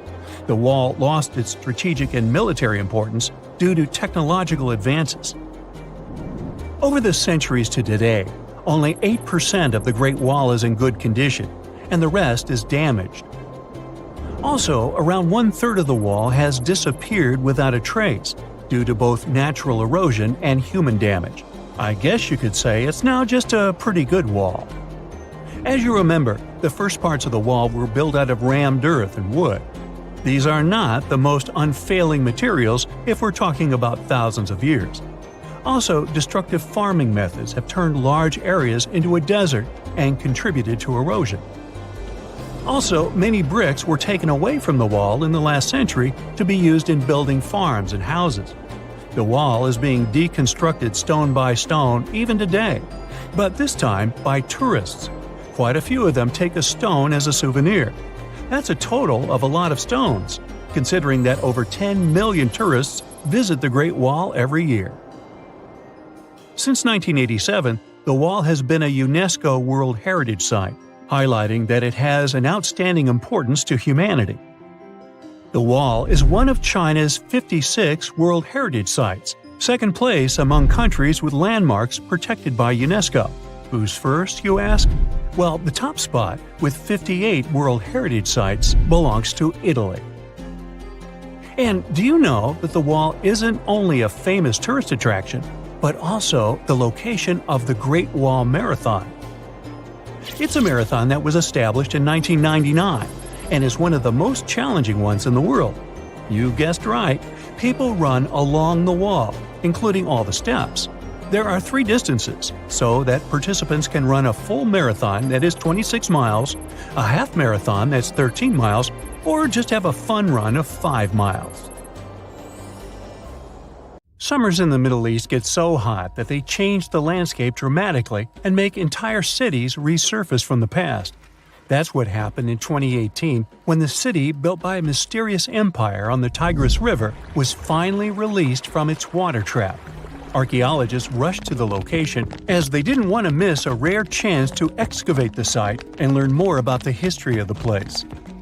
They believe they've found the Bronze Age city Zaku, founded over 3,000 years ago and fully submerged in the 1980s when a dam was built in its place. It used to be a busy hub for the Mitanni Empire for caravans on the popular trade route. It had water, which is a rarity in the area, and it was a guarantee for success. We know very little about the once powerful empire, as scientists haven't found any written chronicles in the excavated sites. That's why the archaeologists were thrilled to find an entire palace for the local ruler. Several years later, when the area became free from the water again, they found some fortifications to protect the city from foes. The highlight of their expedition was finding a huge public storehouse for trade goods and harvests, piles of wheat and barley, and imported metal and wood. Bread was the staple food for the locals, and they also loved big pots of vegetable soups and stews for lunch. Each household kept sheep, goats, cows, and pigs, so they had a steady source of milk and meat for special occasions. All the constructions found so far were built from bricks molded from mud. The walls that were underwater for over 40 years are so well preserved as if they went down yesterday. The royal palace stands out as it's larger than the other constructions, has thicker walls, and even pavements made of baked mud bricks that were sealed to be waterproof. The local king must have been in good relations with the emperor of the larger empire, of which Zaku was dependent. Traders who lived in the city collected wooden beams and took them to storehouses. The beams arrived down the Tigris River from the forests in the mountains in the north and east of Mesopotamia. Merchants came here to sell their goods and then crossed the Tigris on their way to the borderlands. Zaku was thriving as a center of commerce for about 6 centuries until it was hit by a massive earthquake in 1350. Archaeologists found 5 ceramic vessels holding over 100 clay tablets made close after the earthquake. It's almost a miracle that small tablets of unfired clay managed to survive underwater for decades. People who created those must have carved notes on clay while it was still wet. They wrote about anything, from newly stored harvests to notes for other kingdoms. Then they would let the message dry in the sun. Scribes even had to learn a different language so that everyone outside the city could read it. Scientists believe the tablets they found used to be part of a private archive. They hope to decipher the notes to learn more about the history of Zaku and the whole empire after the terrible earthquake. The damage to the buildings was so enormous that it was impossible to restore Zaku to its former glory, and if there had been any survivors, they must have left the city. Several decades later, the Assyrians, who also lived in Mesopotamia, settled here. They built their houses on the ruins of the abandoned city and used whatever structures they could find from the previous residents as outer walls. But they stayed here only for 50 years, then decided to build a new capital on more fertile soil to make some good cash from agriculture. Archaeologists working in Zaku had to halt excavations when the water levels went back up and covered the city. They sealed the ruins in tight-fitting plastic sheets and put stones and gravel on top. They hope it will help protect the priceless site from water erosion and prevent it from disappearing again. They realize how important water from the dam is for the region, but if it recedes again, they say they'll definitely continue the excavations. There was a bustling community in today's Taklamakan Desert in China around 1,600 years ago. It lived along the Nile River, which ran through the desert for miles and got its water from the melting snow in the mountains. After 3 years of work in the area, Archaeologists and scientists managed to dig up 8 tombs in the desert. Thanks to the desert heat, the clothes and artifacts inside them were almost as good as new. The people who wore those must have lived in the ancient city of Naya. Naya used to be part of a prosperous kingdom at the heart of the Silk Road trading route and had a population of over 3,000 people. Then, desert sands went rogue and swallowed the city whole. Archaeologists only found the ruins of Nija in the early 20th century. Scientists from different countries have tried to solve its mysteries. It looks like the tombs discovered at the end of the 20th century belonged to the wealthy. There were some expensive items inside: a quiver and bow, metal arrowheads, gold earrings, and a glass bead necklace, a lacquer box with a comb, makeup, and a sewing kit in one of the tombs. There was also some silk of top quality, and even the bright colors like green and yellow haven't faded on it. The fabric also had Chinese characters with quotes from historical books, which helped scientists identify the period in which it was made. Archaeologists later found a large dwelling site and the clearing of 3 ruined buildings. It will probably take many more years to understand why the city had fallen and what happened to its people. Saudi and French archaeologists teamed up near Riyadh, the Saudi Arabian capital, and stumbled upon an ancient settlement dating back 8,000 years. The scientists used all sorts of cool tech, like laser scanning, drones, and aerial photography, to unearth this Neolithic-era gem. They found the settlement in a local archaeological hotspot. Among the treasures they uncovered were a stone temple, remnants of an altar, and over 2,000 graves. All these finds tell us about ancient practices and rituals. The team also found the foundations of 4 massive buildings, corner towers, and open-air courtyards, all with underground reservoirs to store water for agricultural use. There was also a smart irrigation system with canals and cisterns, which let the city thrive in one of the driest deserts in the world. Rock drawings etched into the nearby mountain depicted the daily life of the locals. The excavations have been going on in the area for over 40 years, and scientists still keep finding new artifacts to answer more of their questions. Fishers have stumbled upon ancient bones, tools, and artifacts that are 9,000 years old on the North Sea floor. British and Dutch archaeologists and paleontologists rushed to see the finds as they were hoping it could be evidence of the submerged Doggerland. And they weren't disappointed. There were even perfect sets of footprints left by Mesolithic people who lived here. 12,000 years ago, during the last major ice age, the British Isles weren't islands at all. There was a landmass made of many hills, marshlands, and dense forests that connected them to the European continent. That landmass was Doggerland, where a prehistoric hunter-gatherer society lived and thrived. But then, the sea level started going up at the speed of 3 to 6 feet a century as glaciers were slowly but surely melting. The locals had to move to areas that today belong to England and the Netherlands. Experts decided to learn more about the history of Doggerland, using data from oil companies working in the North Sea. So far, they've created digital models of what the area of 18,000 square miles might have looked like before it vanished beneath the waves. They still need to analyze samples of ancient insects and plants and the DNA of animals to get a full picture. It all happened in 1708. On June 8th, the Spanish galleon San Jose was going back home to Spain from the Caribbean. In total, there were 17 ships. The captain of the San Jose knew they were in for some trouble, as English ships were lurking in that area. He knew they would be after the treasure loaded on the ships. The price of the treasure from the New World was so astronomical that it could turn the course of historic events in Europe upside down. In order to be safe, the Spanish galleon was to reach Cartagena de Indias. It's where we have Colombia now. But sadly, other things were predestined for the San Jose. The 4 English ships appeared. The galleon couldn't just escape them. There was no choice but to turn around and fight. Then all the chaos started. Red flags showing that the battle started. Firing cannons, the smell of gunpowder. Nobody knows exactly how it all ended.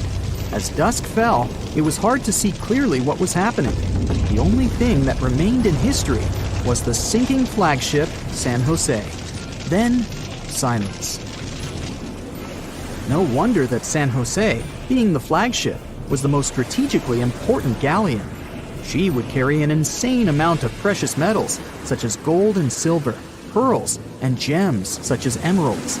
All of that went to stay on the bottom of the ocean for the next 3 centuries. But how come this lost treasure got so legendary? First off, the financial estimates made by scientists shocked people. The ship reportedly carried 7 million to 12 million pesos. Let's translate that to today's money. Yeah, it may not be the wealth that Elon Musk has, but it's around $10 billion. With that money, you could treat yourself to a couple of private jets, a whole car park of Lamborghinis, and a posh mansion. And you'd still have a lot of money left. You may think it all must have gotten rusty, just like the bits and pieces found in the Titanic. But when it comes to gold, things work differently. The Titanic didn't carry gold, or at least not that much of it. The jewels that were on the Titanic were personal belongings. And the cool thing about gold is that it never reacts with oxygen. It means that real gold won't rust or tarnish. So if your golden necklace got somewhat darker, it's a telltale sign it's not pure gold. It's an alloy, which is also cool, by the way, as you can easily clean it. Going back to San Jose's lost treasure, the golden coins there, even over 300 years later, were supposed to look the same way as the day they were minted. Now, going back to the place where the ship supposedly sank, remember I told you the captain wanted to go to the shore where Colombia is today? Well, on December 4th, 2015, the ship was indeed found in the waters of Colombia. As with many other important things today, the world learned about it from a tweet. It was sent by the Colombian then-president Juan Manuel Santos. People have been looking for the San Jose for decades, and once it was finally found, it only got more popular, and even more myths about it began to appear. One of the legends was told by Señor Santos himself. After the wreck had been found, there was a short radio interview. Thing is, the discovery was pretty unexpected. Many people spent a lot of time and effort looking for that wreck, and many of them even gave up hope of ever finding it. Juan Manuel Santos told a story about how the wreck had been discovered.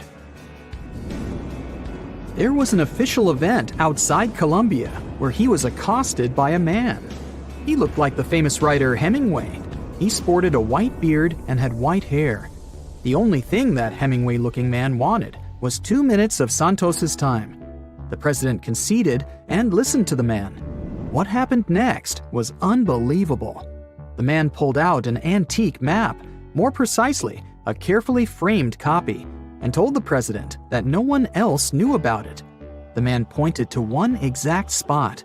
He said that it was the exact location of the treasure, and that place didn't appear on any other map. He guaranteed that he knew where the treasure was.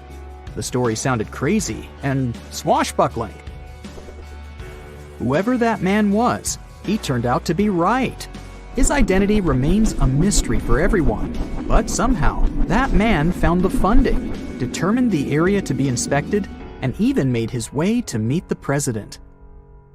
Right, the San Jose was stuffed with gold, and whoever found it would get filthy rich for the rest of their life. But let's face it, there's no way an ordinary person could ever discover such a treasure, as it requires too much effort and too much funding. But what if you're into treasure hunting, and you want to go and find some treasure chests somewhere? Well, I guess I have a story about ordinary people looking and even eventually finding real treasure. Meet Forrest Fenn, an eccentric millionaire who hid a $1 to $5 million treasure. The exact worth was unidentified. You see, even Mr. Fenn himself said he never tried to appraise it. Inside the chest, there were 265 American gold eagles and double eagles, ancient coins, gold nuggets, you name it. Forrest stashed the chest in the Rocky Mountains and announced the treasure hunt back in 2010. Now let's focus on a map for a little bit and see how vast the Rocky Mountains are.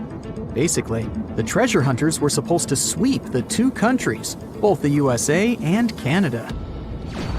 At first, it was a small treasure hunt with only a couple of people who knew about it. But sometime later, there was pretty much a competition, as tens of thousands of people set off to look for the treasure.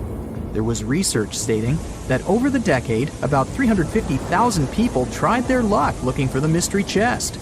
To announce the hunt, Forrest Fenn used a poem made up of 24 lines. The poem had some hints in it that most treasure hunters failed to decode. It was so well hidden that it took 10 years to finally discover it. There was also a blog called Thrill of the Chase, and on June 6, 2020, Mr. Fenn finally posted the long-awaited news. The treasure had been found.